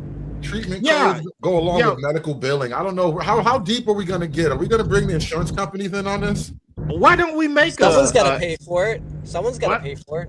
Why don't we make that Bandit a Black DSM? You know, because they're always complaining that, you know, they don't get their own specialized stuff and everything. So you got to get a promotion.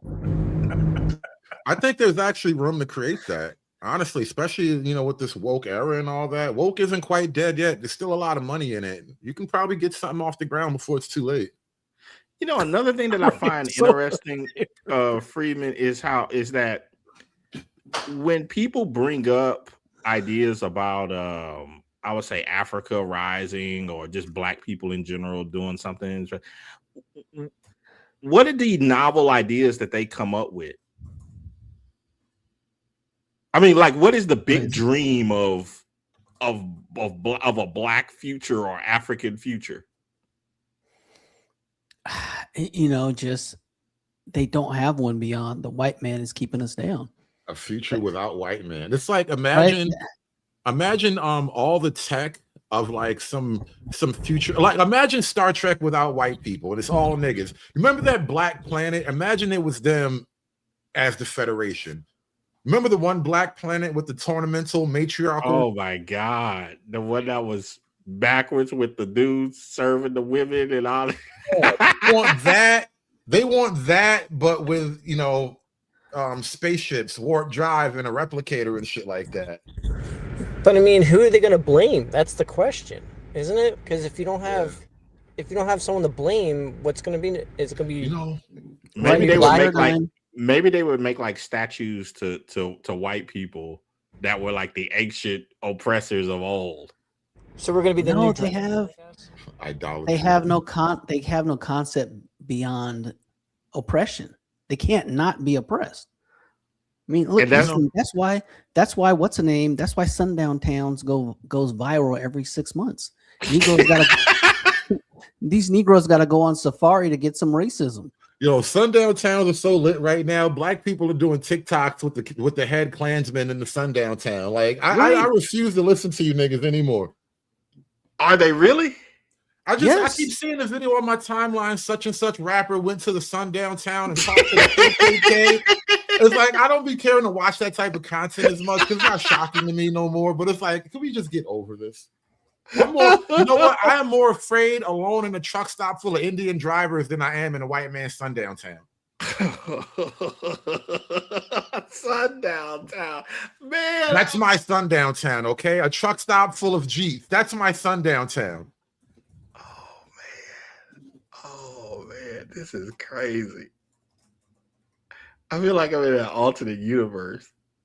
Yeah, bro, it's bad. It's wild. You know, I was thinking about this concept. I was saying earlier, freedom means the freedom to suffer.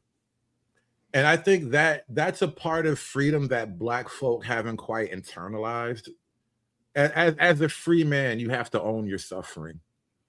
And by owning your suffering is the only way to alleviate it. Well, it's the freedom to fail.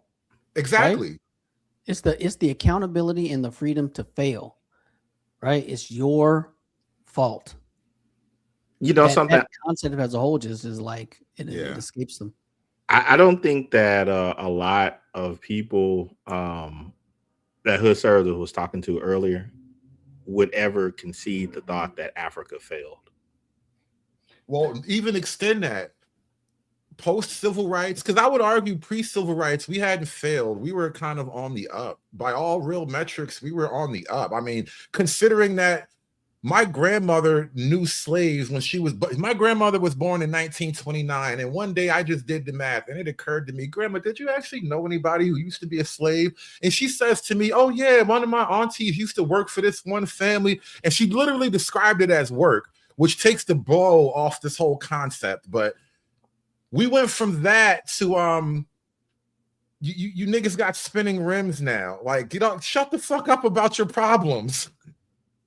Yeah.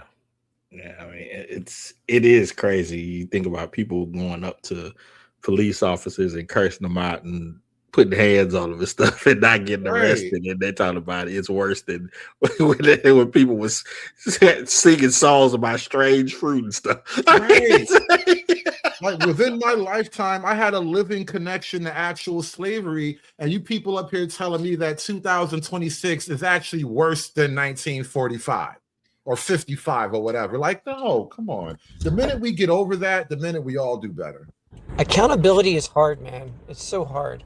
It is, you know, your life sucks because you suck. I've had to accept that at some point and move on. That's just the way it is, bro. How can you do better if you can't admit you have a problem? Right. Oh, there was another question I had. Okay, so the guy that you were talking about, what's his name? Cell or something like that? Cellulite, yeah. Sell your light. Okay. He mentioned something saying that there is no victimization in masculinity. What I challenge him on that too. I mean, technically, masculinity is like a constant run from victimization, I suppose, but it's a part of the program. Okay, so by that metric, then they should never bring up slavery. There you go. Were the slaves men? Well, they should never bring up white supremacy. But that's victimization talk. Isn't patriarchy also like the ability to compete and not everybody's going to win? Like the fact that you're competing for something, you have to have a winner and a loser. Like it's just a fact of life. Yeah. So you have patriarchy, you have to have a winner and a loser. So you have to have someone that fails. And that gets back to the question about all cultures being equal, which is why I kind of bang about like Western civilization and Western culture, because I think it's probably the best game in town, all other things considered. And if you're going to model something for your own growth and success, why not model after the best thing around? You know, something that would be an interesting watch, just an idea. Like if you actually had old school Star Trek, and what happened if there was a starship that came across a planet of blacks that that had this racial fantasy that had been going on for like millennia. They do. No, the original Star Trek, they do. I remember I saw the one episode. It was where they stole one of the. I think they stole the whatever Troy, whatever. It was like, and then they had to fight. They had to go back and. You know the episode we're talking about. We just referenced that episode. It's like an OG classic episode of like season 1 of The Next Generation. And then there was another episode with the original Star Trek in the '60s that did the same kind of thing. They stole one. Oh, it had the two beings, right? They had killed each other until it was like only them left. Oh wow! I didn't see that one. That I got. Oh, you got to see that one. That one is based as hell. Oh my god! I don't know about the old Star Trek like that. I only know from Picard forward. They had slaughtered each other to the point to where there was only 2 males left. Oh god! And they couldn't admit that a girl could fight, and then they stole her to try to marry her. Oh, it was a crazy episode. You got to watch it. Oh man, learning so much today. But my voice is about to give out. I've been talking for a long time. Oh man, what a day! You know, shout out to Angry Man. You provided us with endless conversation today. I appreciate that greatly. It's rare that I have disagreement and debate that I actually enjoy, because a lot of the time I argue with people who argue poorly. And even though we disagree, I don't think he argued poorly. I just think he's wrong about certain things. He's not including some shit. And he gets frustrated with me for pointing out certain things, but it was a good debate either way. Nah, I mean, I don't have no issue with Angry Man, but I think that he did make some bad points. I mean, like the whole thing about slavery, I thought that was a piss poor point. It's like, come on, patriarchy. The majority of white men in America at any given time were not slavers. Well, isn't it interesting how the race and slavery arguments tend to like retard every other logical point you could have made? Like there's a lot of other arguments, but like because you're seeing everything through a racial prism, it's sort of like when you put a false equation somewhere in the algorithm, everything beyond that is wrong now because that one part of the algorithm was wrong. Well, I think that's by a product of skating too close to feminism, because Black feminists were the ones that tried to equate what they were going through with slavery.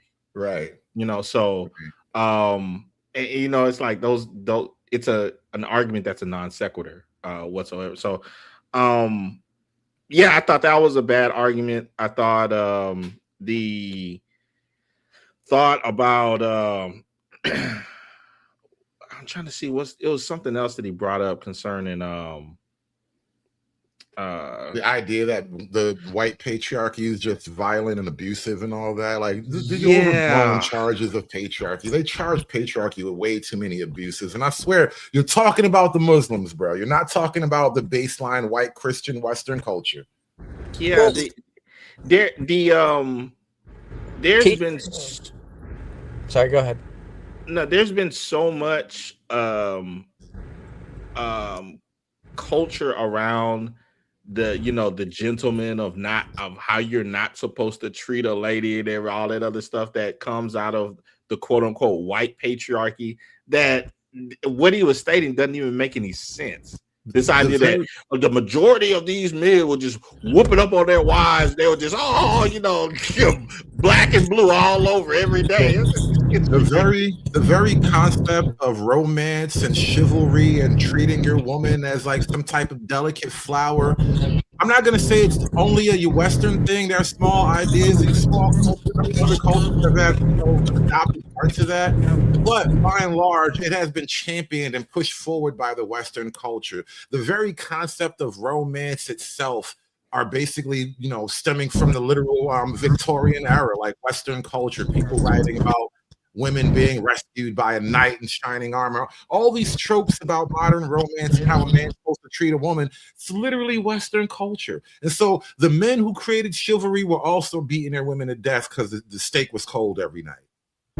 But I mean, weren't they just using patriarchy as just a pseudonym for white? I mean, that's how I read the whole conversation. Like, very much so, Bandit. Yeah. But yeah, what a conversation though, man. Every now and then I stumble into a really good convo, and I was glad to have stumbled into that one. I said I'm gonna try not to get too entangled into the YouTube panel realm, but every now and then you just got to dip your toe in it. So today was I have to throw that in, Kentrell, that the damsel in distress. That's literally a part of the doggone patriarchal fantasy thing. I'm like, man, come on. Hey, try being a damsel outside of the Western world. We literally write books about what happens to women outside of the Western world. Like we have whole news program. I remember CNN. There was this famous case on CNN where one of their journalists got surrounded by a bunch of Muslims, like in Egypt or whatever. I think there's a word for it. It's called like takfir, some kind of game where they surround the woman to the point where she has no idea whose hands belong to whom, and she can't really fight back because there's too many men around. I mean, you think about all of the things people grew up on, the old black and white movies of the woman knowing what she's doing. She's throwing her handkerchief on the ground, hoping for some dude to come pick it up for her. The puddle, the dude taking off his jacket and throwing it over mud and water and junk so she could take a step over. I mean, but these dudes want to sit up and talk about these women were getting beat the crap out of every night. Again, they're just believing feminist theology. When you adopt feminist theology, you become a feminist theologian. Bro, but even by the numbers, right? Intra-relationship violence was committed more by women. Well, by black women than black men up until like, I don't know, recent, like the 70s or 80s or something. When he brought up Bill Clinton, because this was an angry man point, he brought up Bill Clinton introducing like the Violence Against Women Act. Literally at the same time, black women had already outpaced black men in domestic partner homicide. Not just beating people up, not just getting into a little spat over the dinner table, but black women were homicidally more violent than black men. And so you're telling black men especially that somehow patriarchy is wrong because white men are so abusive when you're dealing with the most violent homicidal women that record has ever known.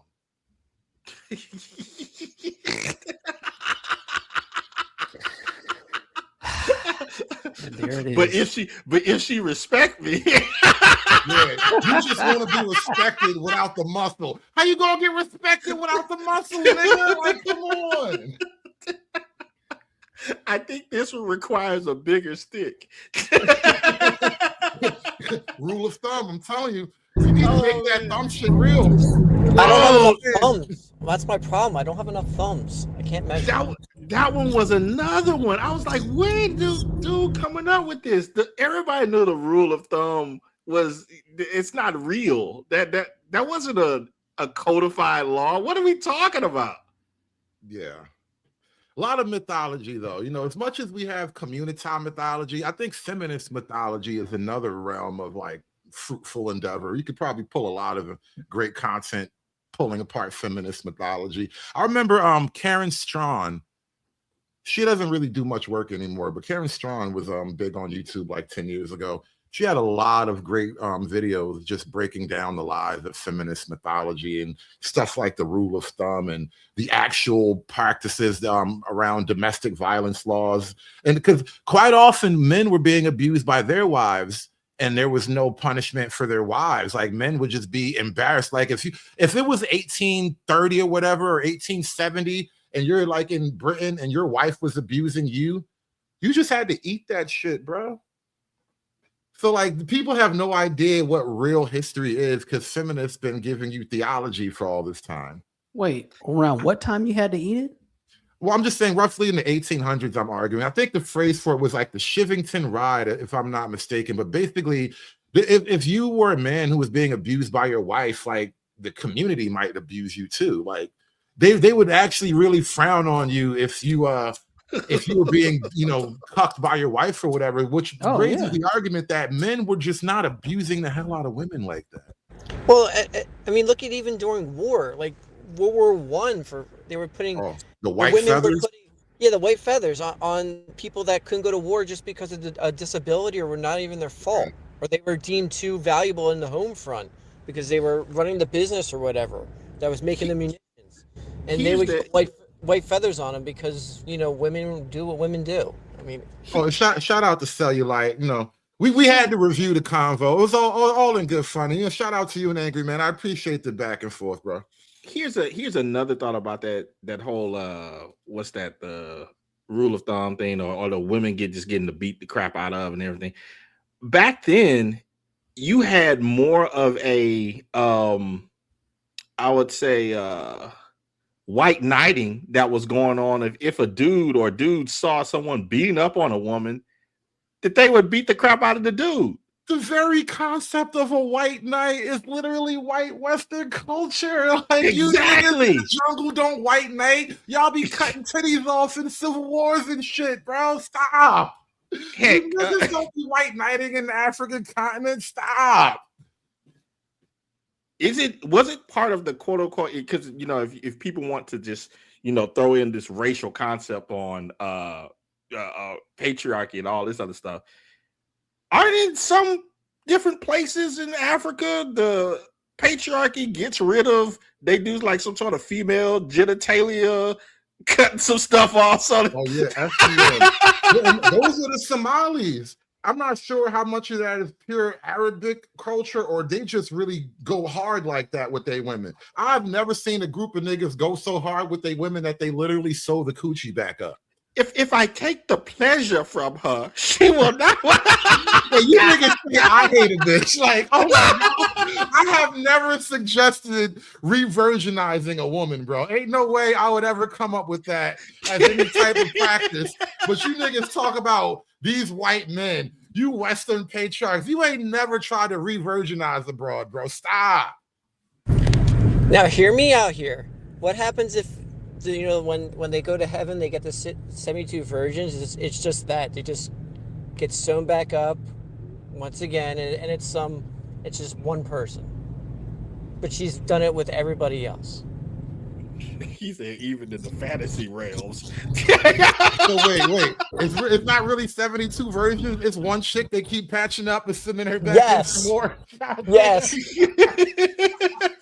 No, I'm done. See, I keep telling you, you niggas be blaming all these Arab world crimes on the white man. All right, these good white folks. All right, these is good innocent white folks. I'm trying to tell you, these good clean white folks. They didn't watch the right parts of the Malcolm X movie. Mr. Cooper is good white folk, boy. I'm trying to tell you, they good white folks. So you gonna stop all? You gonna hush your mouth now talking about Mr. Cooper and them? Mr. Charlie been good to us all this time. Oh man! All right. I'm going way too far. I'm going too far.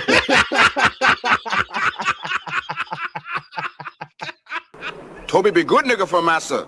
Good nigga. Don't send Toby away. Oh, don't send conservative away. All right, I'll be good. I promise.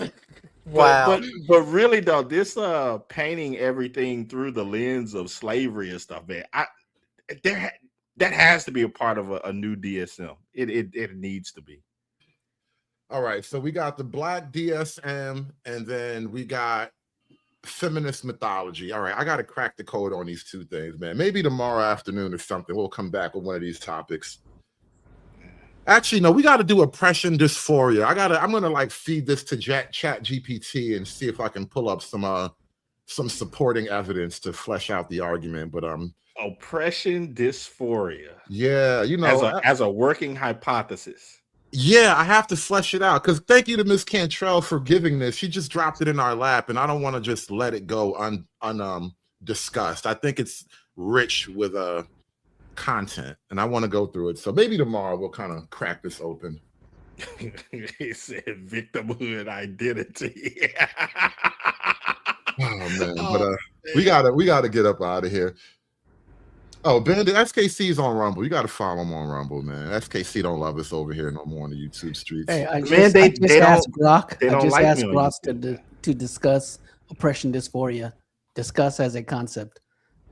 Interesting. I already know. I don't even want to spoil it. I'm going to come back. You know what? That's another thing. Chat GPT versus Grok. Because I keep hearing Chat GPT is just naturally biased Whereas like Grok is a little more based, maybe. But even Grok's Grok so much is more based. yeah, Well, I Grok mean- even I think all AI is neutered, but I like Grok. I use Grok a lot, but I'm always on Twitter. ChatGPT is now a Microsoft product because, and you know, that went to shit. So use Grok. All right. Well, guys, listen, we're gonna end this one right here, man. Appreciate you guys coming out today. It's been a fun convo. I hit a woman for the first time in my life, and I'm having fun. But thank you so much for coming up. Freeman's Journal, SKC, Bandit. Who else was up here?